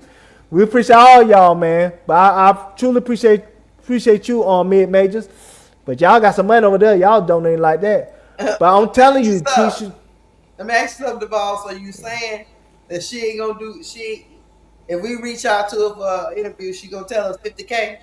Basically. Her price gonna go. Keysha, she found the lane. She found her lane. Keysha, her shoes sold out. I heard. She not doing this no more. Keysha, I think she knows the end. Because what team going to sign her with all that noise behind her? No organization want to bring that in. What organization want to deal with that? Name me one. Like I said, the only one I can see that might could turn their nose to the shit is Chicago Sky if a lot of those players that's on one-year deals leave. Because they got to sign somebody. Right. I think they might turn it over because they used to being disrespected and having controversy and having a dysfunctional organization. They like the Clippers of the NBA. They don't give a damn. So they might do it. Especially if they want to take the heat off of themselves. And when I mean themselves, I'm talking about Jeff P. and what's your girl name? And Vandersloot. She'll be a perfect distraction to distract them from the fact that them two goofballs ran the Chicago Sky to the ground. They don't got no future to speak of because they got them bad decisions. So Sophie Cunningham would be a perfect getaway to distract the audience from, say their incompetence. You see what I'm saying? I know what you're saying. Let me read this right quick. Go ahead. Following her recent comments regarding transgender athletes in women's sports, Indiana Fever guard Sophie Cunningham's public association with @XX_XY Athletics has triggered an explosive surge for the apparel brand. 500% sales spike, 85% new customers, 5,000% search surge. What's next? Beyond apparel growth, reports indicate Cunningham is currently shopping a high-profile book deal to tell her story in her own words, while also sitting on unmonetized viral intellectual property, including her internet viral court pose aimed at Dewana Bonner. Athlete brand building is shifting rapidly in modern sports. How do you view the intersection of player advocacy, culture war, politics, and commercial growth in the WNBA? So just by her being associated with this brand, they are heading up the check. I've never been to this apparel, but that's some explosive numbers, man. Keysha, all you have to do is think about this. Dewana Bonner, 18, Deja name. I'm not gonna put Angel in the category because Angel got money. You know they've only been open 2 years. Keep going. All those people, when they get into controversies or made, unpopular decisions, they get death threats. Their lives get altered. This heathen, she get book deals and commercials with Ring and everything else. Keysha, she got paid.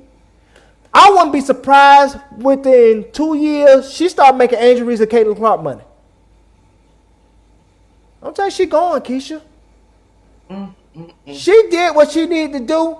She capitalized on that racism, that MAGA stuff, and she took that And she made herself a multi-millionaire because of it. I wouldn't be surprised, Keysha. Remember, she just did the ring girl with USC with Dana White. You don't think she gonna do more of that shit? You don't think she might be even being what you call that, like the commentators of say the USC matches? Keysha, I can make an argument right now. Caitlin Clark is the most popular woman in the league. Even though her fans are authentic, but the numbers say she's the most popular. Yeah. Angel is the number 2 most popular, and her fans are authentic and genuine for her. So her fans more, genuine and real than Caitlin Clark fans. I won't be surprised if Sophie Cunningham number 3. I think she surpassed Paige. I think she surpassed Asia. She damn sure surpassed Sabrina. Besides those 2, who more popular than her right now? And all she had to do was never mind. She's it, Keysha. Meanwhile, her coach is fighting for her life. Yes. Online. Remember, Keysha, she got her own podcast and everything for this. I know. I remember Duval. Keysha, she don't need basketball anymore. And she knows this now. That's why she gonna make herself a martyr and not get signed. She gonna let that book come out. She gonna do those speaking engagements. She gonna do those UST fights. She gonna do those Fox News correspondent. She gonna do those CNBC correspondent. She gonna do that CNN sports correspondent. And she gonna make millions. And she gonna say, F the WNBA, y'all ain't paying me enough. I'm not taking a lesser salary that I did this year. If y'all ain't gonna pay me what I need to be paid, I'm gonna sit out. She's Kendall Carter with a better game plan. Right. You're right. And live, laugh, love. I know you're frustrated, but give my boy Kappa some grace, please. Don't shoot nobody. Live, laugh, love. You my sharpshooter. You ain't letting nobody live, but you know what I'm saying. just give my chat for some grace for me tonight, please. Just for me, my sister. I love you. Live, laugh, love. I love her, man. She don't play. Well, She don't play. I have to say that as we segment into the next topic, is WNBA. The WNBA fans are different. Duval, they got some kind of weird. Well, some of them, not all of them, because I'm a WNBA fan and I don't be acting crazy. Yeah, parasocial relationship. They got this parasocial relationship with some of these women that is getting scary because, I mean, if you can blow up, Hunt Cunningham and blew up by being somebody's impulsive, but to achieve this amount of success, somebody got to be pushing her though. Keysha, think about this. Remember, Anna Kournikova couldn't play tennis and became a model and made millions off the court. I know. You know the rules are different. I know. It just, like I said again, it just, at the end of the day, damn, she seen the opportunity. She took it. She capitalized on the opportunity, and she gonna be paid beyond relief because of it. She is. She did it at the right time. It's no different, and I just got to be fair when I say this. No different than that moment in 2023. Angel took the opportunity. She waved that hand in Caitlin Clark's face. She made her money, and now she this multi-millionaire superstar iconic figure. And so is Caitlin. But it's going to a different level. I know it. She's capping it. Everybody wants their viral moment, so their viral moment for their podcast to pop. Yeah. Their viral moment for their Twitter to pop. Their viral moment. Everybody wants that moment, but she going to another level. She's speaking on things I don't even think she is qualified to give nuanced conversations about. Keysha, all you have to do is think about this. I'm gonna tell you how famous she is right now. She's a correspondent for USA studio show. Yeah, I saw that. She do that every Wednesday now. all these women, they are great players. They could have easily got somebody like Tina Charles, anybody of that magnitude. They got Sophie Cunningham, an active player, speaking on the game.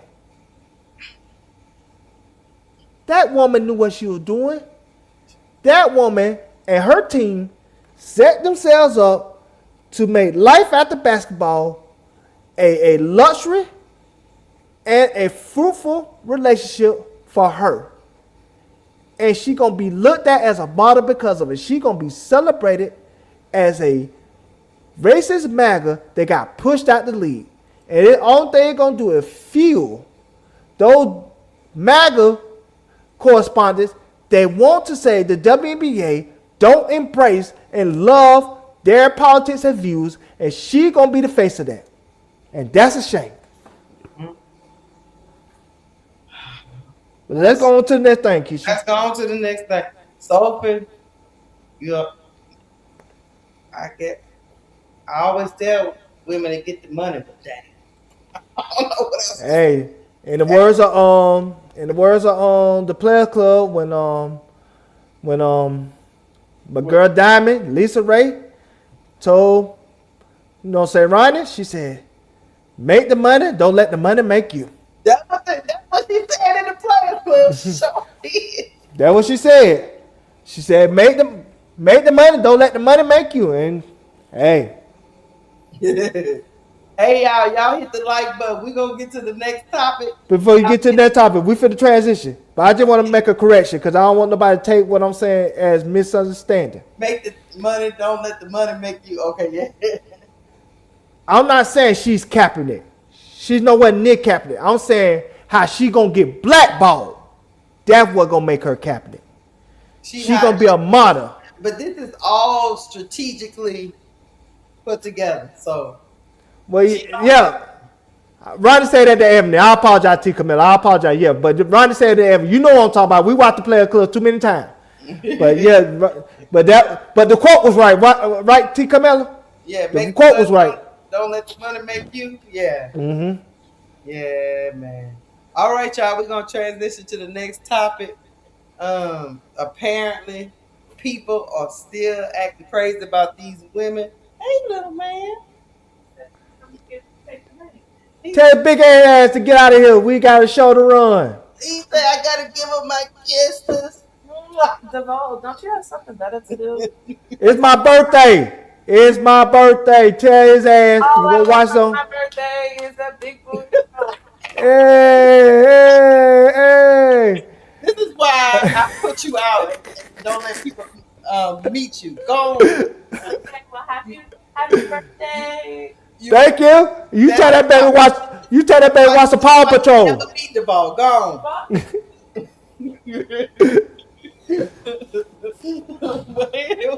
Keysha, before we get to the next subject, we gotta get to the Russell Westbrook stuff. Oh, I am. We're gonna go out on him. That's why we're gonna do this one real quick. Hold on. I thought we was gonna go out on the Angel Reese stuff. No, how many topics you wanna do? I'm gonna do the Angel Reese stuff at the I can't let out Russ. No. Russ gonna be a quick take. Yeah, I can't do Russ wrong. Mm-mm. Yeah, he's just gonna be a quick take. I'm gonna get in and out on Russ. Quick take. Ain't gonna take that long. Yeah, I'm gonna get in and out on Russ. But I want to focus on the Angel Reese stuff later. You shut your crazy self up. All right, let me get this Dallas thing off the rip. Hey, y'all. Apparently, we got some crazy Dallas Wings fans out here. Oh yeah. Oh yeah, that's gonna be a quick take. Yeah, I remember that. Yeah. Apparently, we got some crazy Dallas Wings fans. But before you could continue, because like I said, Mid-Major said she out the bed. Hey, thank you for being here.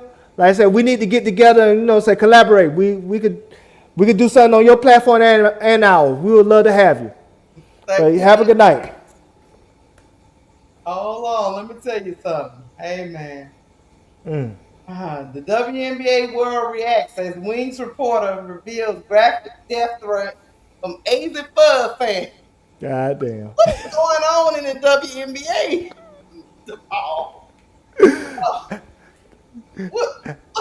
What you laughing at? Hey, did Asian Fuzz fan got Kenny Carter kicked out the league again? I told you. I tried to tell. I was explaining to you. Remember, I told you. I said, "Look." You was like, "Yeah, they're not big as Angels." I said, "They might not be big as Angels, but they got a loyal following. That Page Yeah. Specials and that AZ Bud clan over there, they don't play games." And They you got was like, "Really?" I said, "They don't play no games, the ball." they got Kenny Carter right up out of there. Hey man, they look.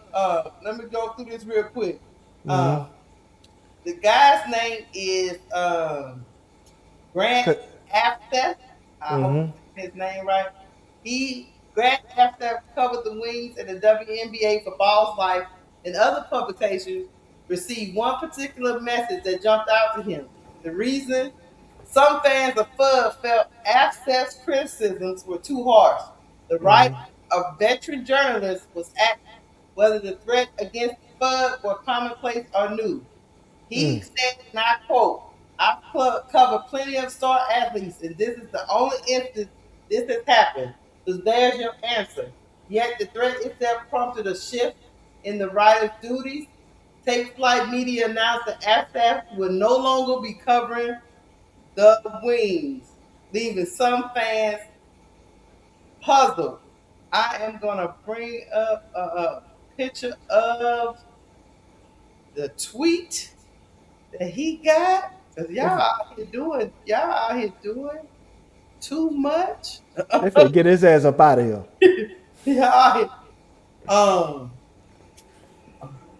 This normal response able to be okay. What did he say? Somebody said, "I'm going to cut your family's head off." God damn. God damn, Keysha. Because he gave a critique of AZ Bud's game.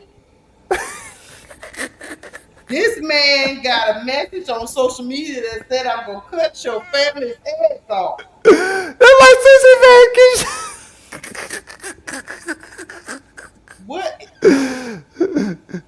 What's going on out here with these fans? Do you call asking just because they up north, they don't mean they ain't gangster.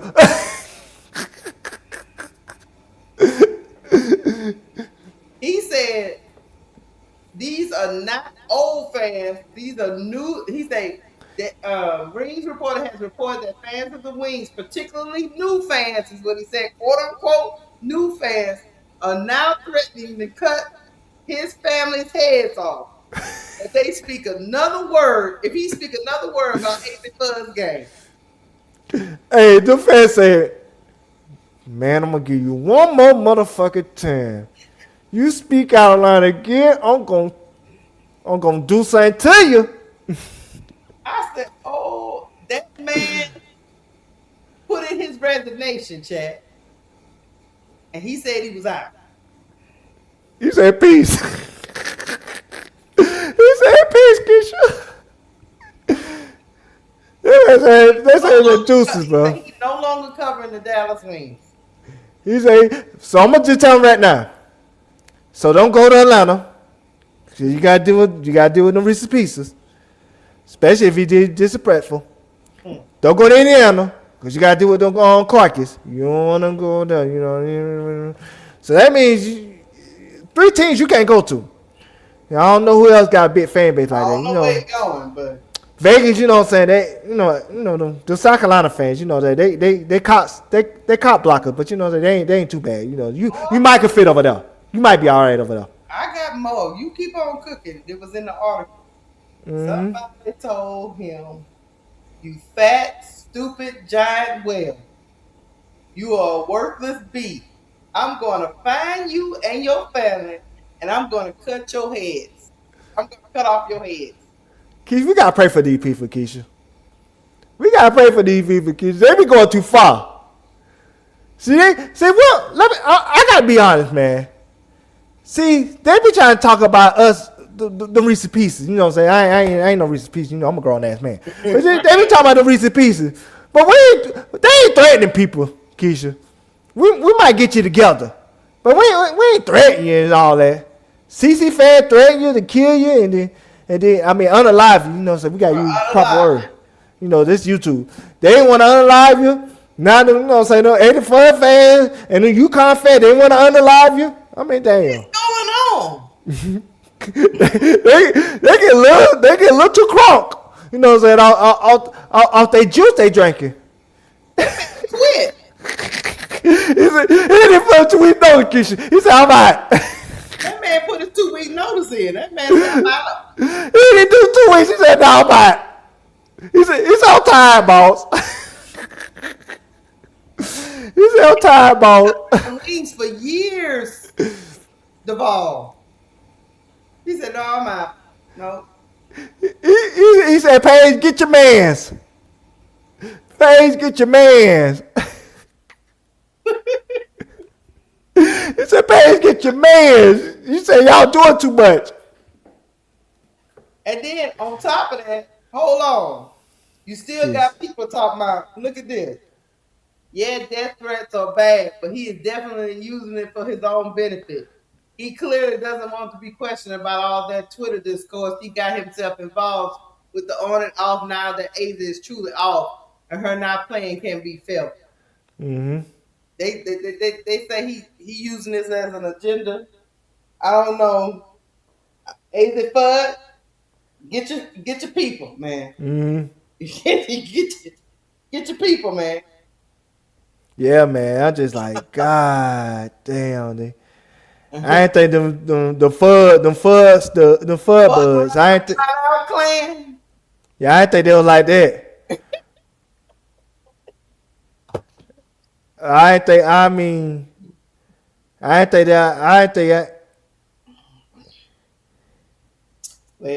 think they're like that. I ain't think they're that gangster. Oh, you now you understand?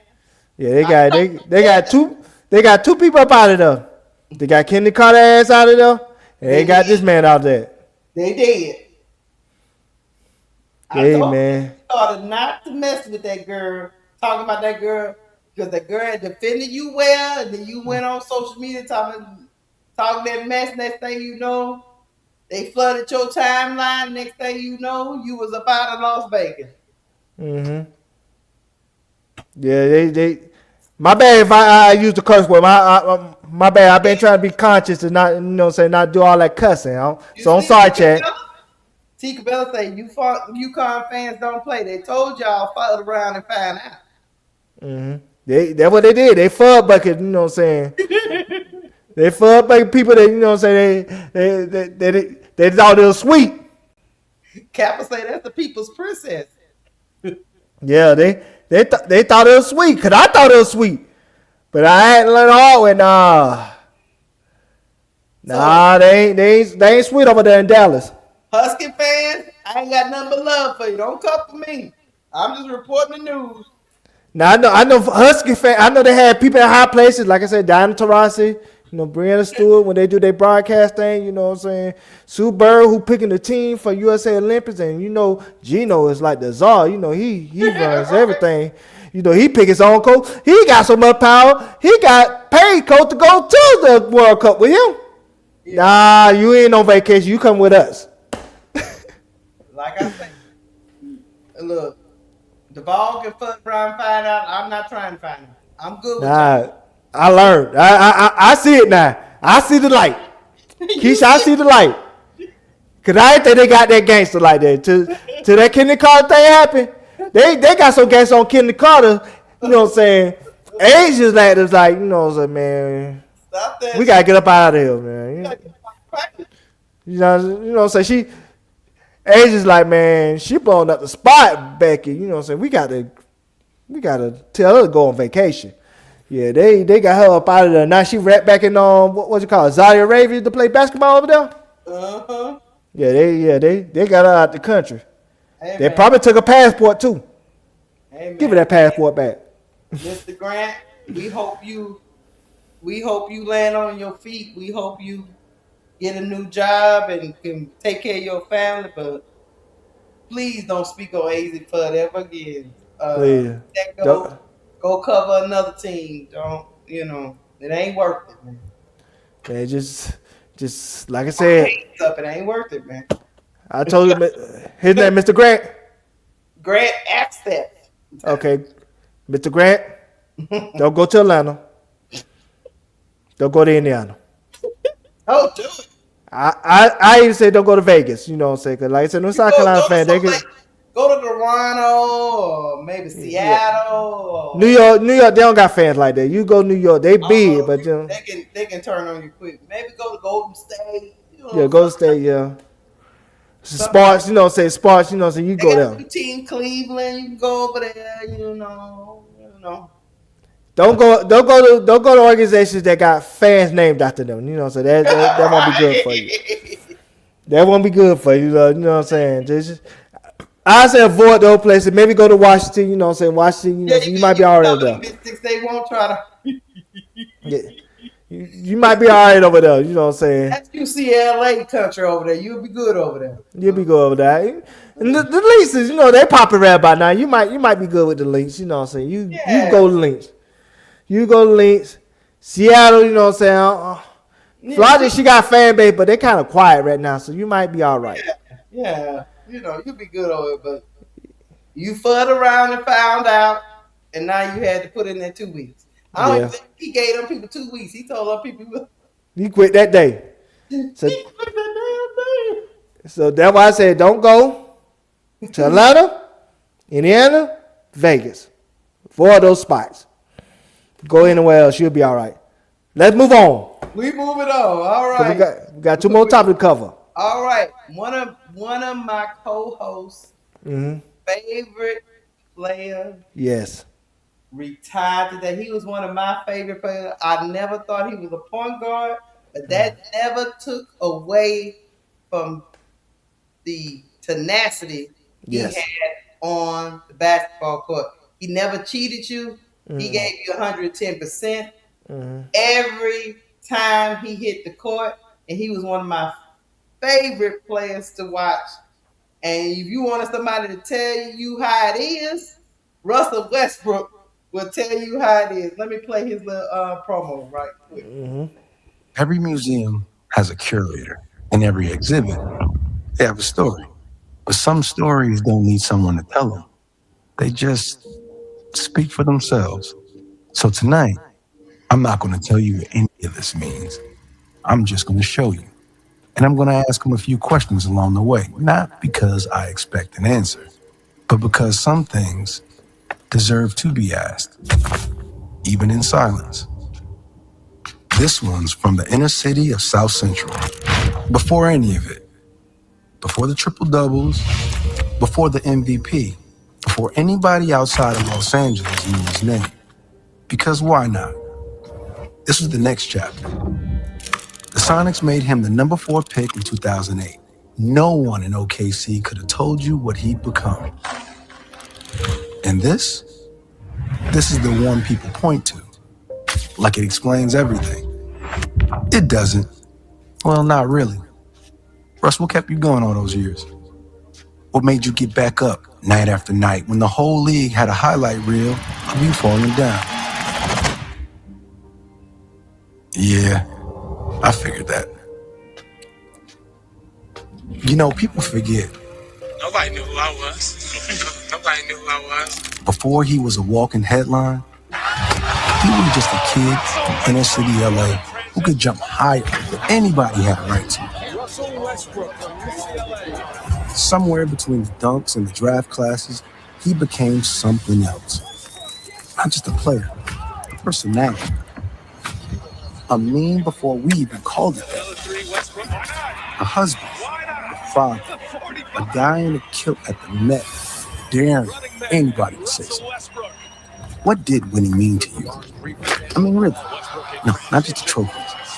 The actual feeling of it. Some things you don't say. You just play them over and over until everyone else understands too. Because why not?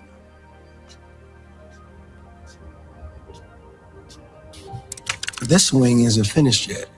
That's not a mistake. We left it this way on purpose. Because whatever's next, the mentorship, the foundation, the kids who are going to grow up wanting to move just like he did, that part hasn't been built yet either. Were you ever afraid? of what happens after the game stops needing you. This swing isn't finished. Neither is he. And that's the point. Last question. Now that you decided to step away from everything on your own terms, what are you the most proud of?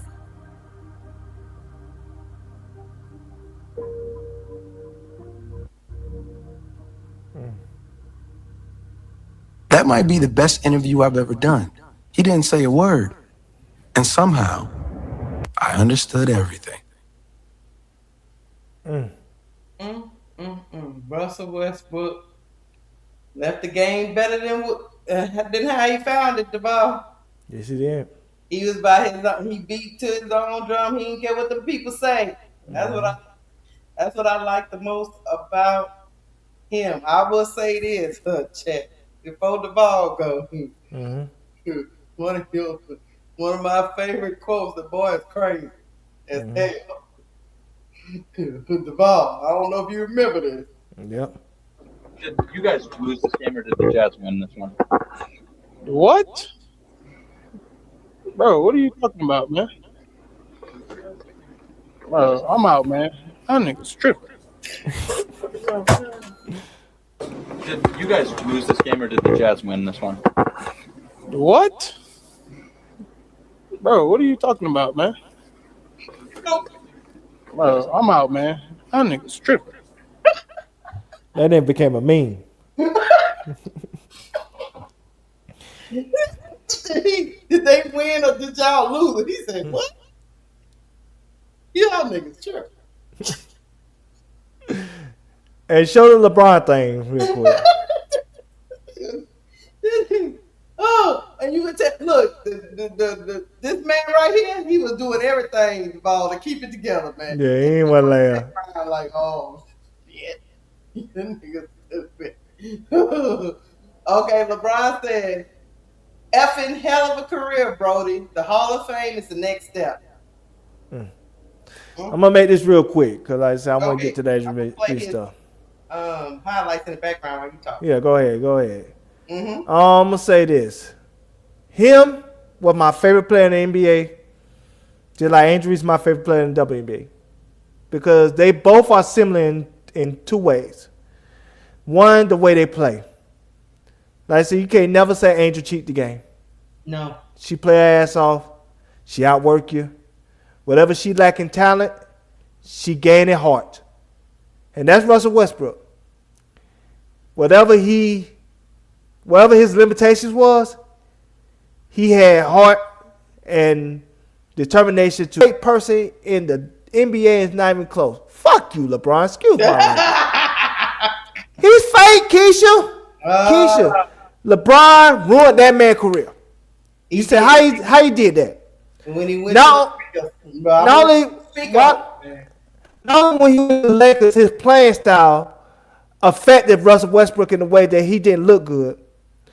But his media contingent, Clutch Sports, the Brian Windhorst, the David Miniman, and those media people that's on Clutch payroll kept destroying and trashing Russell Westbrook to the point where that man went from a $48 million salary in his last year in LA to he had to accept minimum salaries for the rest of his career because LeBron and his media contingent ruined that man's reputation, legacy, and defamed his character. That man went from a $48 million salary to a minimum $3 million a year player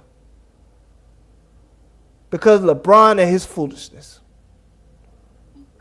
And I hate that for Russ. Russ should have still been cashing big checks. So that's why I say fuck you, LeBron. Because you ain't shit. You know what I'm saying? You run that man legacy and now you want to, act like, you appreciate that man's greatness. When you the reason why his greatness has been diminished based on your contingency and your media and your bronze sexual fan base ruining that man, reputation. He was somebody that could have still been cashing big checks if it wasn't for you. That's why the truth about how he felt about you came out in that book. And the Laker book. You remember the Laker book that came out, what this year or the end of last year? Whose Laker book? LeBron's Remember it was a guy that wrote the book about the Laker years of LeBron career.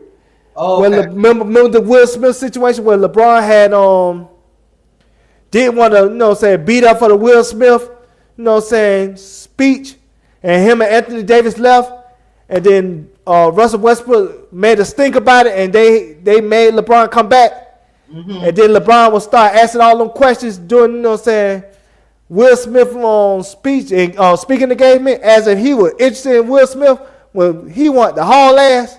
And then remember they took that picture that day? Yes. Yeah, LeBron, remember Russell Westbrook said then on that day, he was phony.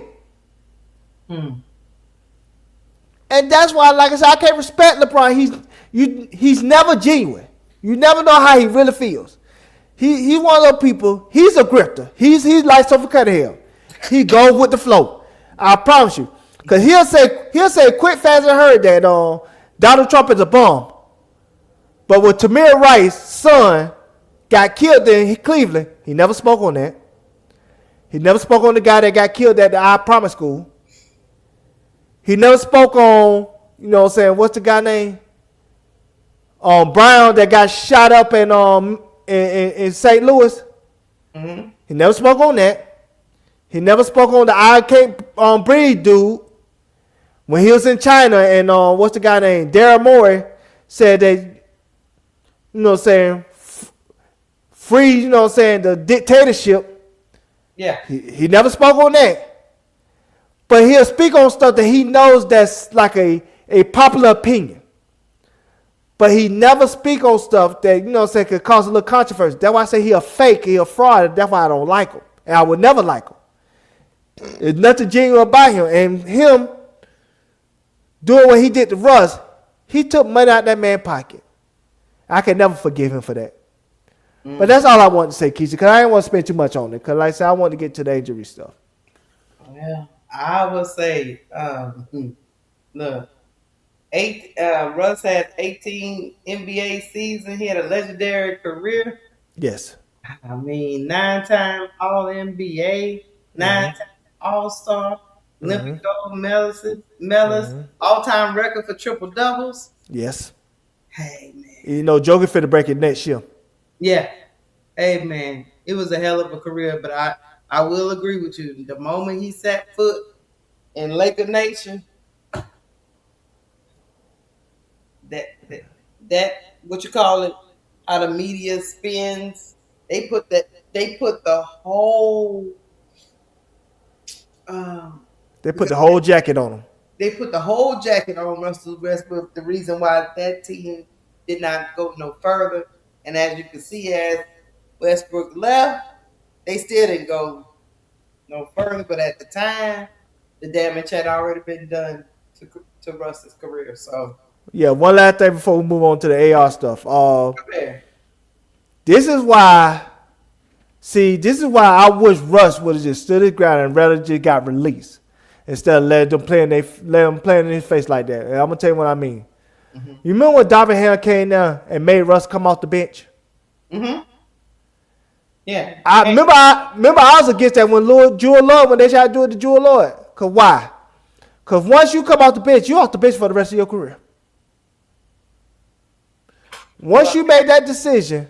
Apparently not in the WNBA because Vandersloot, never mind. Go ahead. But she the boss.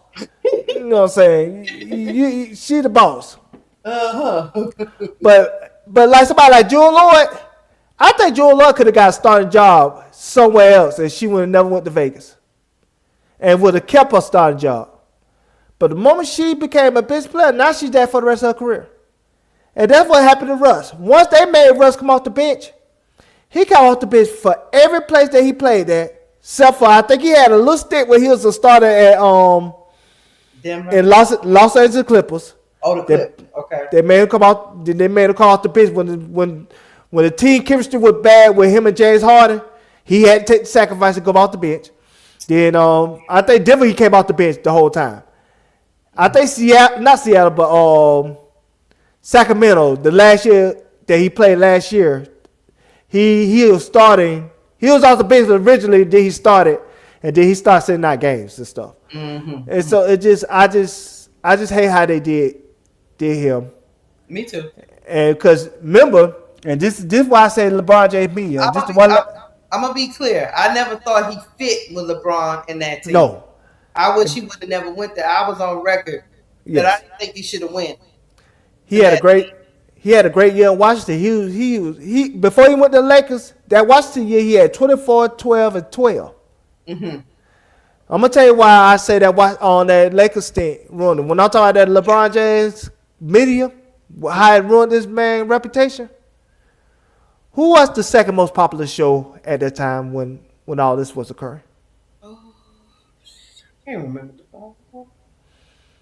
Can I interest you in Undisputed with Skip Bayless and Shannon Sharp?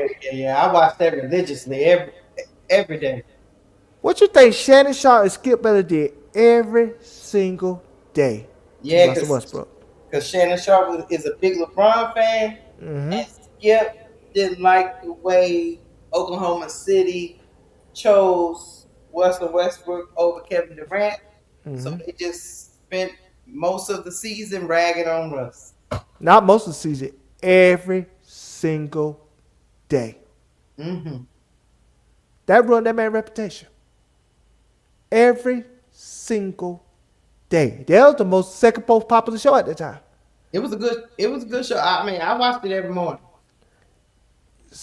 Shannon Sharp and Skip Bayless made it their mission to ruin Russell Westbrook's reputation to the point where that man's kids went to school and they had to fight kids because those kids were disrespecting that man's name. Mm-hmm. He spoke on it. Yep. Mm-hmm. That's why he should never went there because they ruined that man's reputation. And that's why he been mad at LeBron ever since. Mm-hmm. That's why he don't talk to LeBron. Even when they play against each other, he don't shake his hand or nothing. He know what LeBron did to him.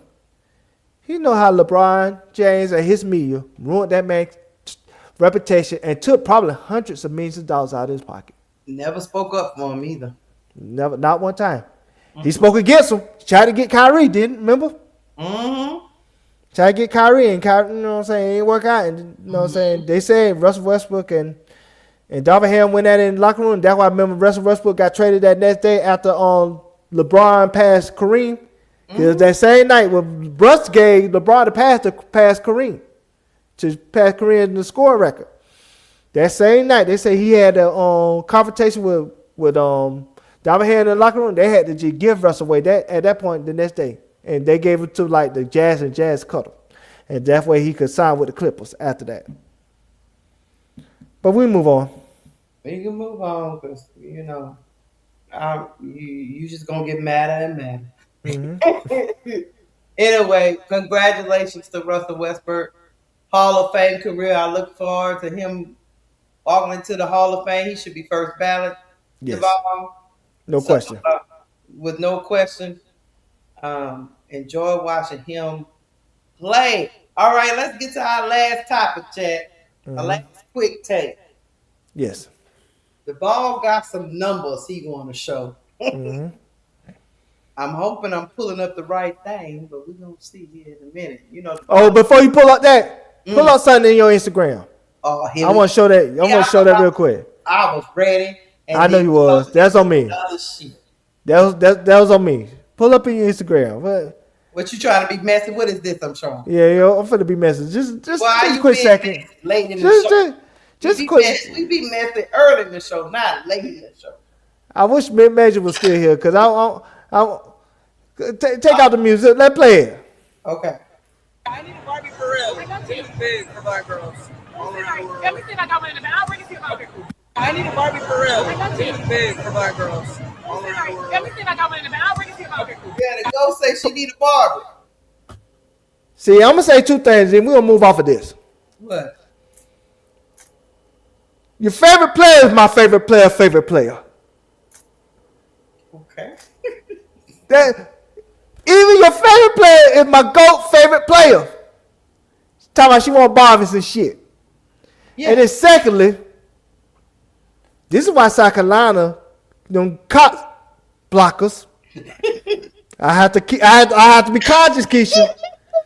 I be wanting to say something else, but them cop blockers. That's why they be doing 8-hour Twitter spaces, and her best friend ranting about Angel all week. I'm talking every day this week. Because stuff like this. Because no matter what, his GOAT, I'm talking, you know what I'm talking about. All them accolades, MVPs, rings, all that good stuff. She never could be that. But what I told you, the GOAT, she be saluting your girl. She don't be falling for that shit. Play it again. I need a Barbie for real. I need a Barbie big for black girls. Let me see if I got one in the bag. I'll bring it to you. Okay, cool. I need a Barbie. She ain't no hater. Yeah. Your favorite player is my favorite player. I'm just saying. But that's what they be mad about, Keysha, on the real. You talking about old Dolores. You know what I'm saying? I'm just being honest. That's what they be mad about, Keysha. Because they see this and they be like, she would never be that. She would never be loved by the community like that woman is.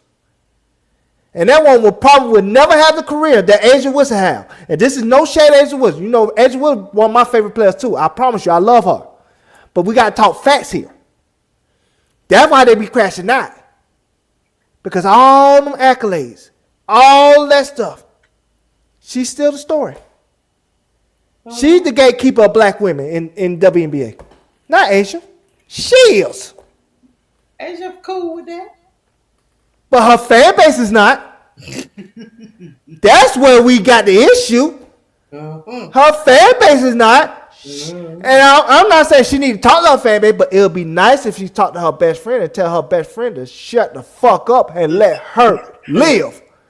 And stop trying to use other players to go against Angel every single time. It's like they want to use Shakira Austin, and they use that momentum of Shakira Austin having that one great game against Angel, and now she get player of the week. They use Shakira Austin, they use Kiki, they use Jessica Shepard, they even use Gabby Williams. They always try to find a person to use against Angel to try to diminish Angel, because Angel's light is so bright, they feel like she don't deserve that light. That light deserves to be somebody else's. But these women are not goofy like them. No, not. No, they not goofy. Because Alicia Gray, speaking of the other person in the thing, sold out them gardens.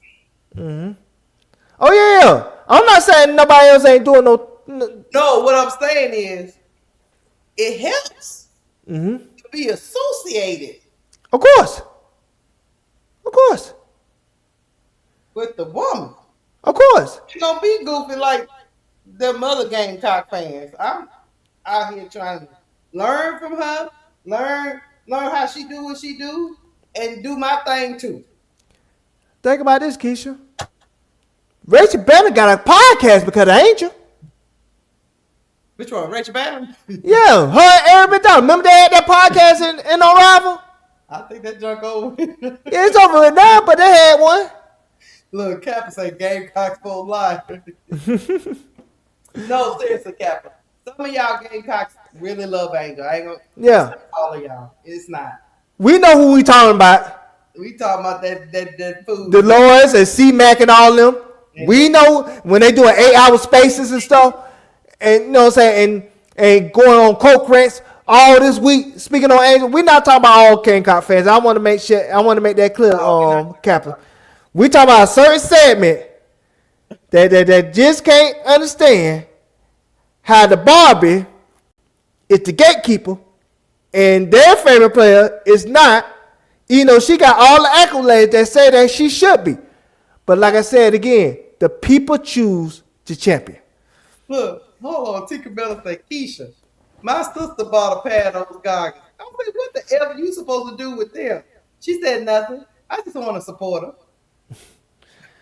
Again, But like I said again, but like I said, we need to move off there because like I said, we need to get to the topic. But it's like, they got a sisterhood going on. I'm supporting all the people that's affiliated. Yeah. But it's different than the Caitlin Clark branch. The Caitlin Clark branch, the branched off to Sophie doing goofy stuff. Well, not goofy, but gotta have an agenda. And she can't just sell products. She gotta have an agenda with her selling products. But over here is organic, getting to know these ladies, and then you build gradually. That's how you really drive real engagement. And then you can sell products to those people, because that's why they call Sophie Cunningham's thing a grift, because at some point the grift is going to be over. It might take a year. It might take 2 years. Look at Officer Tatum. He got 2 million followers. I mean, the grift sometimes, like Candace Owens, the grift sometimes lasts years and years and years. And then after a while, the grift, you got to change the grifts, because people start, I don't believe what you're saying no more. Remember Alma Russell? Yeah, she faded she had that grip going, and then she faded off into the sunset. Well, Trump wiped his behind with her and then threw it to the side, and then now she supposed to be doing the tell all, I guess. But like it just shit. I ain't thought about buying them goggles, but I was like your sister, think about it. I was like, with them goggles. But it's that spotlight. It's when you have a spotlight like that. Yeah, you want to support Angel and support her teammates. Yeah, you maximize that. When you got celebrities that come to your games and you go to the big arenas, people watching, and you take that spotlight and you branch off and do stuff that could help you monetarily. Like I said again, we can't knock Sophie Cutter, even if she did it for the wrong reason, but she was smart. She seen that. She seen that spotlight. Instead of her running from it, she said, "I'm gonna run to it." Yeah. Let me get some of these racist fans that Caitlin Clark don't want. And look at her. She making millions. Then on top of that, you got men thinking about it too. My son was up in there like, cause he a goggles guy. He's like, them things kind of tight, Mom. I was like, I know. I even say this one last thing because I want to get to this stuff so we get out of here. Go ahead. Even like somebody like Jessica Shepard. Nobody know who Jessica Shepard was before she played with Paige. But them Husky fans and them Dallas fans, they made sure that she was getting recognized. And she began to start in the All-Star game. Yeah. Angel had the best season. She had a real good season too. I ain't gonna take no. I mean, we ain't hating on that, but if she would probably have that same season and she was in, let's just say, Washington, she probably would have barely got in. And the reason why I know that because look at the kind of season Sakira Austin had. She got left out. Oh, I know. But you can't knock her for being in the right place. No. I'm just saying that's why you take advantage of the spotlight. Yeah, you're supposed to that's the problem with some of these people. They too busy pouting instead of going playing with the person that got the spotlight. You know what I'm saying? Like them girls did in Chicago in the first year. Yeah, them Apples was silly. Yeah. Jessica Shepard say she ain't silly. Nah. she took them paid beige and the fuzz studs and fud buds and she didn't get jealous of the fud, whatever them fud people are and the page people are. She didn't get jealous of them people. She just say, look, whatever y'all need to do for y'all to look good, that's what I do. Dirty work. I do whatever I need to do to help us win. She said, I'm going to fud around and find out. And what she did, she found out that she was a starting All-Star game. Right. And that's all it was. So it's just like, again, some people. You got Dana Evans over there doing whatever. Goofy stuff. Yeah. Some people run from it. Some people run to it. And like I said, Alicia Gray, she's smart. She said she see that light. Let me embrace that light. Because she could have came out with these last year. Yeah. But it wasn't the time. No. She said, Angel here, it's the time now. Yes. Because you know what Angel did? It's no longer Angel Woods could come into my trap and get MVP chance. because South Carolina just took over the Gateway Arena. Now y'all playing in a big State Farm Arena, and there's nothing but Angel fans there with Barbie jerseys and Angel jerseys and celebrities that was all throughout the front rows and stuff. Now you're in a different atmosphere. Now you get to experience what it feels like to be famous, and you maximize that. Cause think about this too, like I said, cause I really want to get to my own thing real quick. Go ahead. Before Angel came to the team this year, they never got to invited to the 105 Fest in Atlanta. None of them.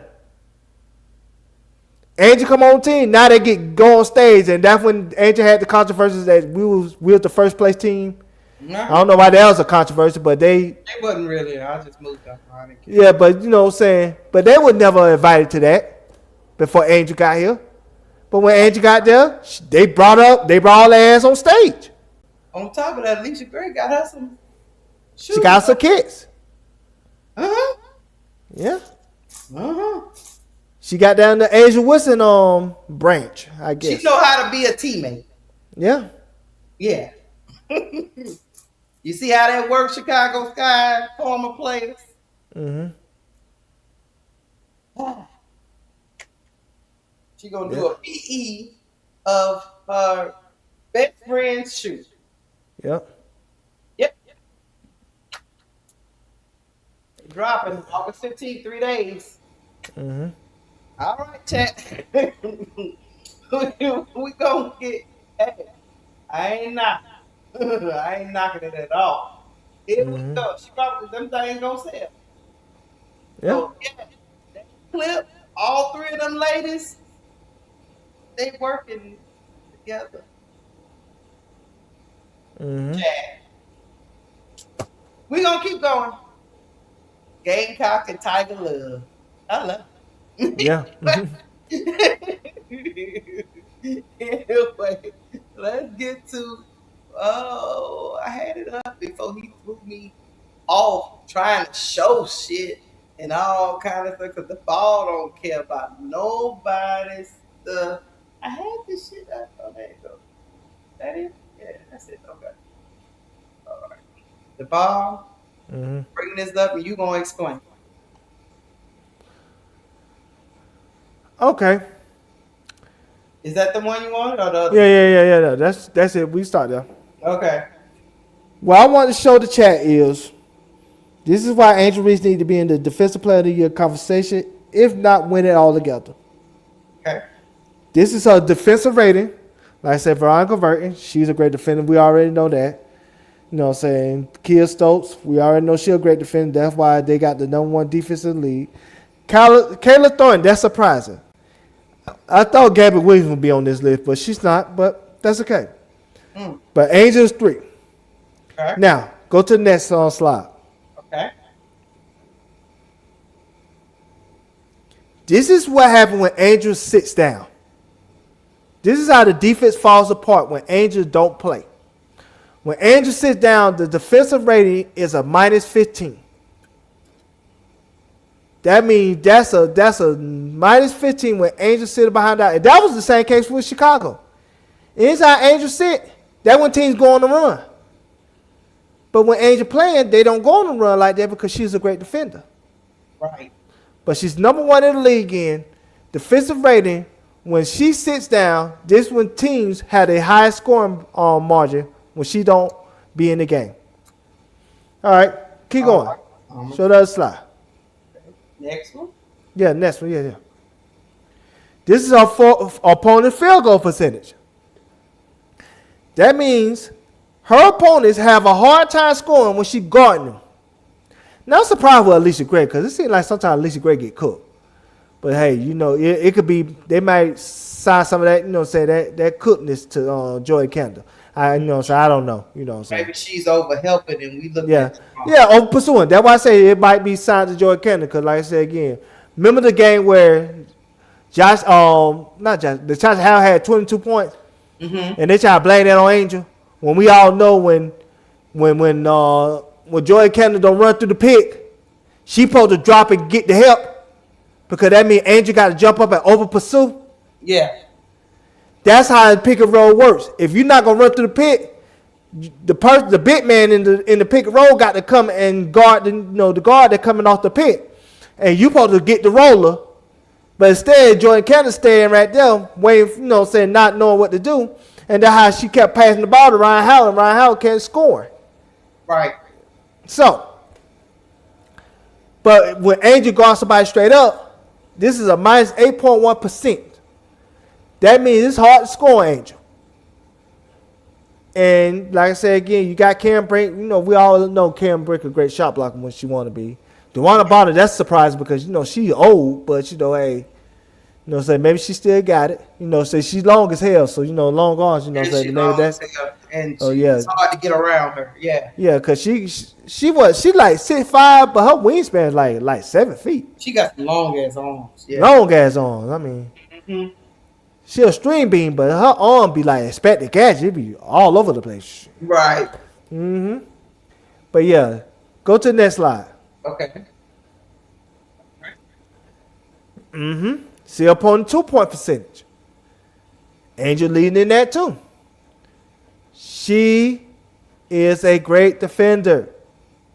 She's the best defender on the team by a mile. But for whatever reason, the coach and these commentators for the Atlanta Dream want to keep pushing Ryan Howard for whatever reason when the numbers say otherwise. Yes, Ryan Howard leads the league in steals.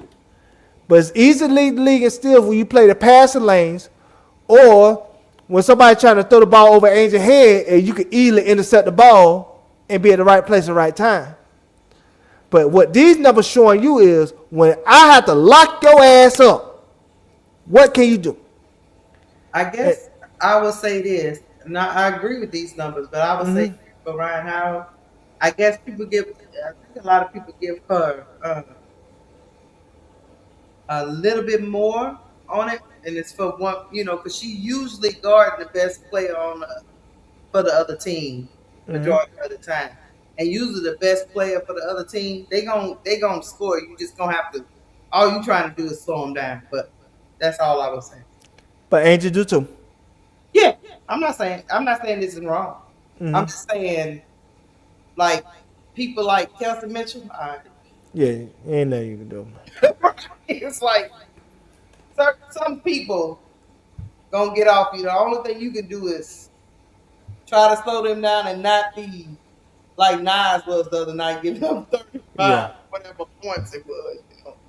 You give them 15, cool, but 30, you getting into Cook territory. So. But I will say this. Now we talk about Kelsey Mitchell, but we go back to that third Indiana game. Angel was on Kelsey Mitchell quite a bit. She couldn't do nothing with her. Angel couldn't do it. I'm talking Kelsey Mitchell couldn't do nothing with Angel. Yeah. She kept blocking the shot and stealing the ball from her. Yeah. That's why they can't leave Angel on her that long. Not for a whole game. You know what I mean? I mean for a whole game. You know what I'm saying? Kelsey Mitchell should get hers. Don't get me wrong. Yeah. But Angel gonna get more likely than not. She gotta go help. I'm talking about on the team. She gotta go help. So AB don't go. Yeah. she gotta go back and forth. Is all I'm saying. Yeah. Oh, okay. Like I ain't gonna say if Angel was a guard, yeah, she could be out there exclusively but she a post player. Nas can't. We know how that chapter ends. So she got to come off Kelsey Mitchell. What I see Nate Tibbetts doing is, if somebody just really, he needs help, he'll go ahead and say, okay, Angel, can you go get, can you go get that person? But originally, he got to leave her in the paint to try to help what's going on in the paint. So that's all I'm saying. Oh, I thought you were trying to say my goat be getting cooked. Now I'm like, nah. I was trying to say her co-partner in crime sometimes. Yeah. Ain't no sometimes about it. Keysha. She be saying, help a brother out. Help a brother out. Help a brother out, Angel. Opponents don't understand. They do us a solid if they had a big men out there on the perimeter. Yeah. We'd be happy about that. Shoot them threes, live Boston. Don't go back in that paint though. Yeah, cause between her and Jordan Kendall, they be like, yep, everybody.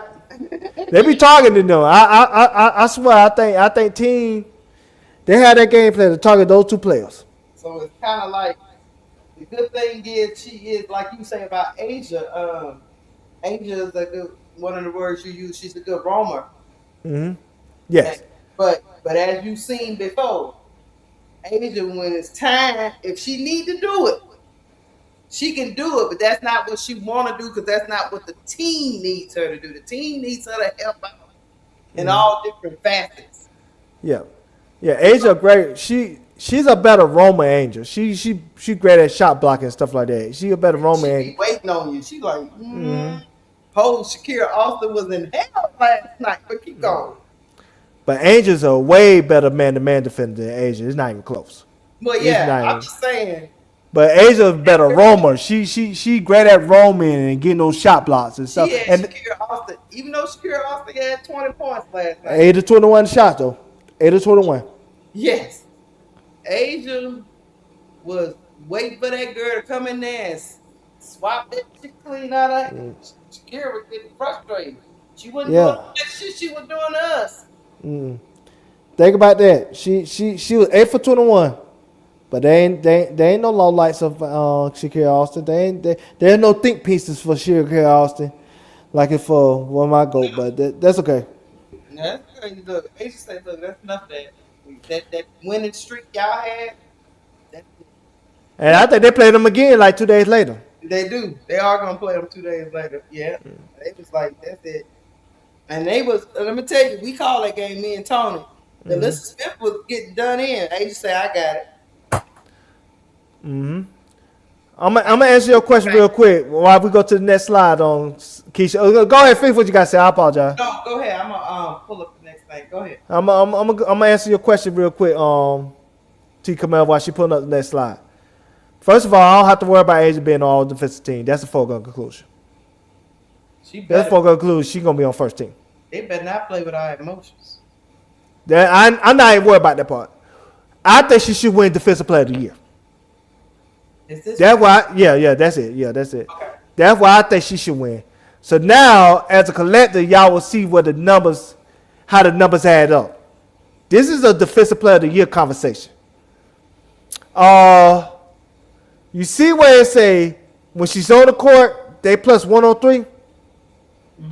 But when she off the court, they minus 150, plus 115. Yeah. That's a big ass gap.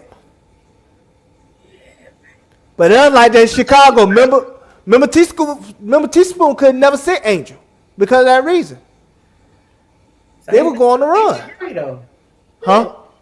The same thing with Alicia Gray. Yeah. Is it? So that one. But you got to think, I'm going to tell you what the difference is going to be with Alicia Gray, though. I'm going to be honest. When Alicia Gray has to sit, guess who come in? Lace. Easy. Oi. They be cooking their ass. That's what they be doing. Yeah, for sure with Barley. When they see Barley, they be like, oh, it's barbecue chicken. It's time to go to churches. They be, easy. Oi. Yeah, they be. So stupid. Yeah, they be knowing what time it is. And just like Jordan Kendall. She on this list too. 103. But this is what I be telling you. Jordan Kendall made first team all defense like 3 times. It's not like she's a bad defender. Right. She's just a limited defender because of her size. Right. And the reason why these numbers matter because once they put in like walking and stuff like that, they don't have the same type of effect when it comes to like getting those steals like a Jordan Kendall. So I think those numbers reflect that. Yeah. But Jordan Kendall still have defensive limitation because, like I said, how small she is. Because that's what teams are doing.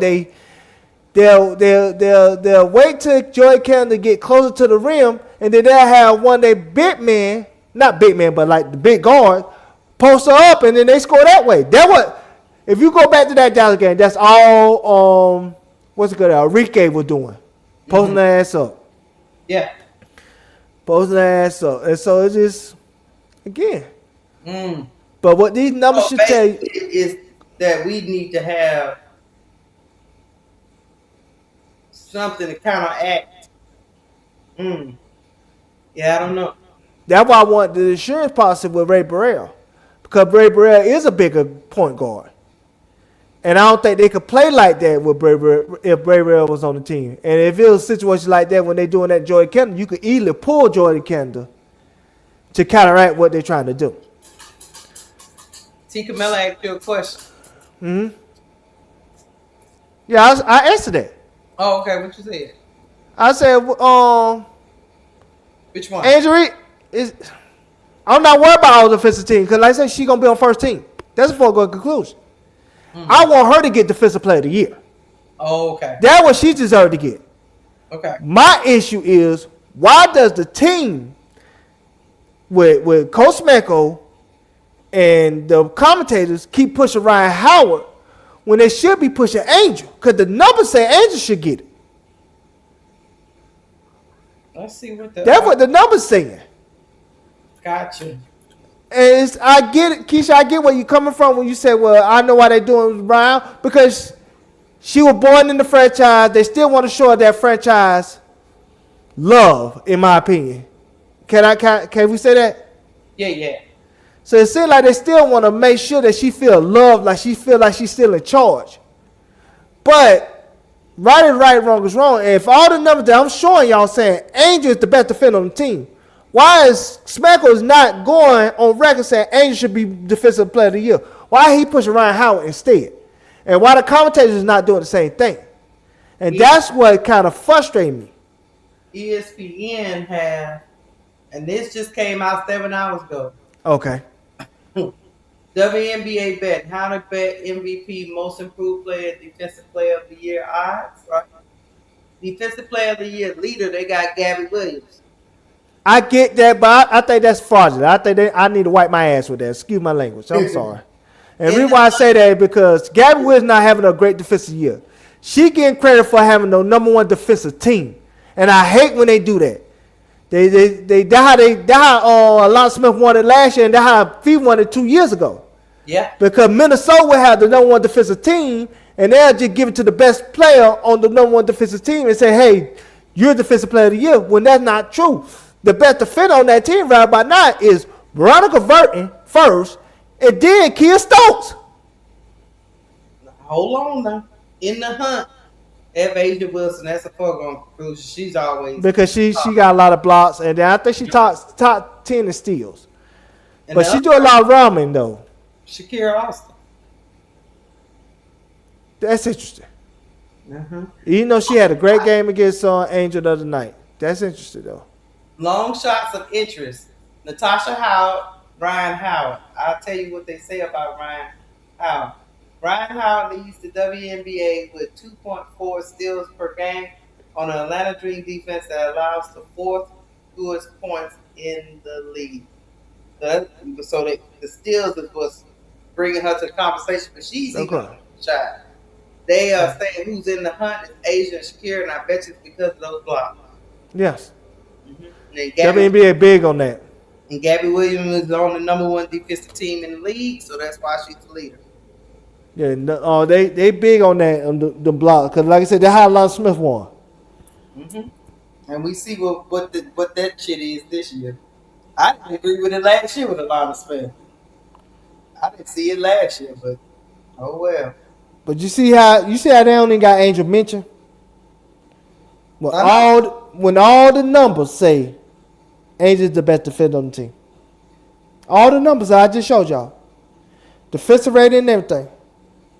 Man-to-man defense. 2-point percentage. Field goal percentage. All say Angel number one. All of them. She ain't even mentioned. Because Angel don't block a few more shots. Man. Yeah. This is why, and I'm going to answer T. Carmela's question one more time. Go ahead. I'm going to say this to you, T. Carmela. My sister, I know you don't like me at times. You didn't even wish me a happy birthday, but that's okay. But I would say this. I got to be honest, Keysha. I got to be honest. But I'm gonna say this though.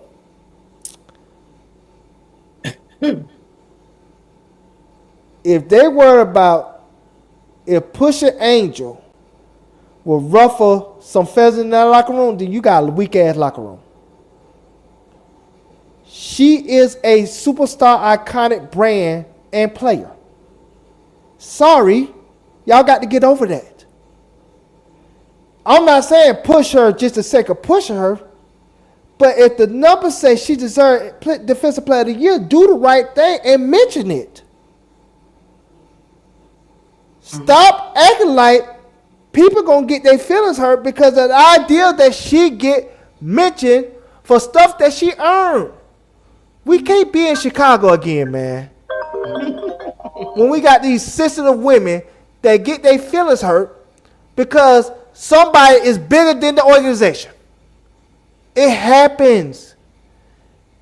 Instead of being jealous of that, do what Alicia Gray is doing. Say, "Oh, okay, y'all got all this light on us. Oh, I got these glasses coming out. Oh, I got these shoes coming out." And guess what happened? They selling out. Because she ain't on that jealous shit. She said, "Thank you, Angel. Now let me use this opportunity to make some money." Because like I said, they can go back to last year when Angel Wilson was going to Gateway Arena and Angel Wilson was getting MVP chance, and then they crying at the press conference saying, "Hey, y'all can cheer for us too." If you know they ain't having those problems anymore, isn't that Keysha? I know. They ain't having no problem no more because we were both at that game. And we seen them boo the hell out of Angel Wilson. They ain't no more you coming in and getting these MVP chance. Not with Angel Reese there. No. That's a new sheriff's time. Big Dog here. Big Dog is here now. Nah. Ain't no more you get MVP chance. And South Carolina cocksuckers, you know what I'm saying, coming on the mega bus, you know what I'm saying, cop blockers. I ain't mean to say cocksuckers. I apologize. You know, that slipped out. That slipped out, Keysha. They slipped out. But you know what I'm saying, them cop blockers coming on the mega bus and Greyhound, you know, Greyhound be smelling like pig feet and you know what I'm saying, and you know what I'm saying, and white people, you know what I'm saying. I'm messing with y'all. Don't get mad. I'm just joking. But I'm just joking. That's why he started getting crazy at a certain time. That's why we about to wrap this up. Yeah, that's why she be having to cut me off, because sometimes I be going to the line and I'm about to jump over.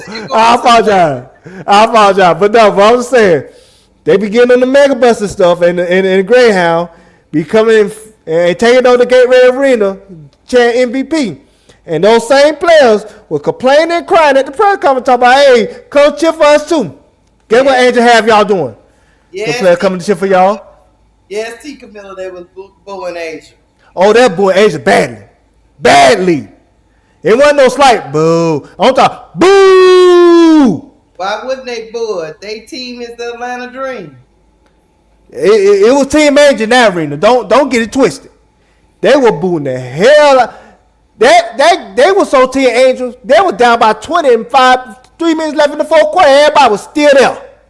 It's just what they poor Angel that we were like, "Hey man, we gotta go. Let's do the They started doing the electric slide, and you know what I'm saying, at the bottom level. Keysha went there doing electric slide down there. They was doing the when they started doing the electric slide down there, I said, "I knew it's over. Let's wrap this up." You know what I'm saying? Yeah, it was no even chance, T. Camilla. No.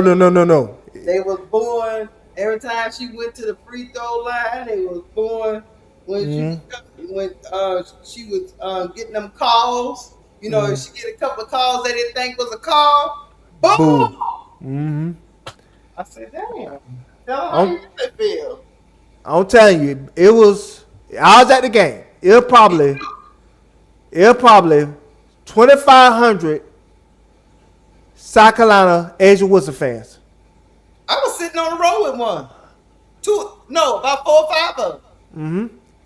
But all the rest on. They were there. They just were getting drowned out. That's all. I'm telling y'all, all the rest on had Angel Reese Barbie jerseys or Angel Reese jerseys. I maybe seen one Ryan Howard jersey here and there, but it was Team Angel in that bitch. and I'm talking about throughout, celebrities got on Angel Reese jerseys. OMG girl, T.I., you know what I'm saying? I could name the celebrities. You know what I'm saying? The girl, the Love Island girl, Mariah the Scientist, and you know what I'm saying? Lotto was there.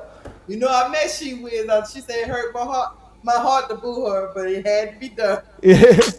I'm telling you, like I said, it was a lot, like Bootsy was there. Like, it was a lot of celebrities was there wearing Angel Reese jerseys stuff. Now, it's a new day.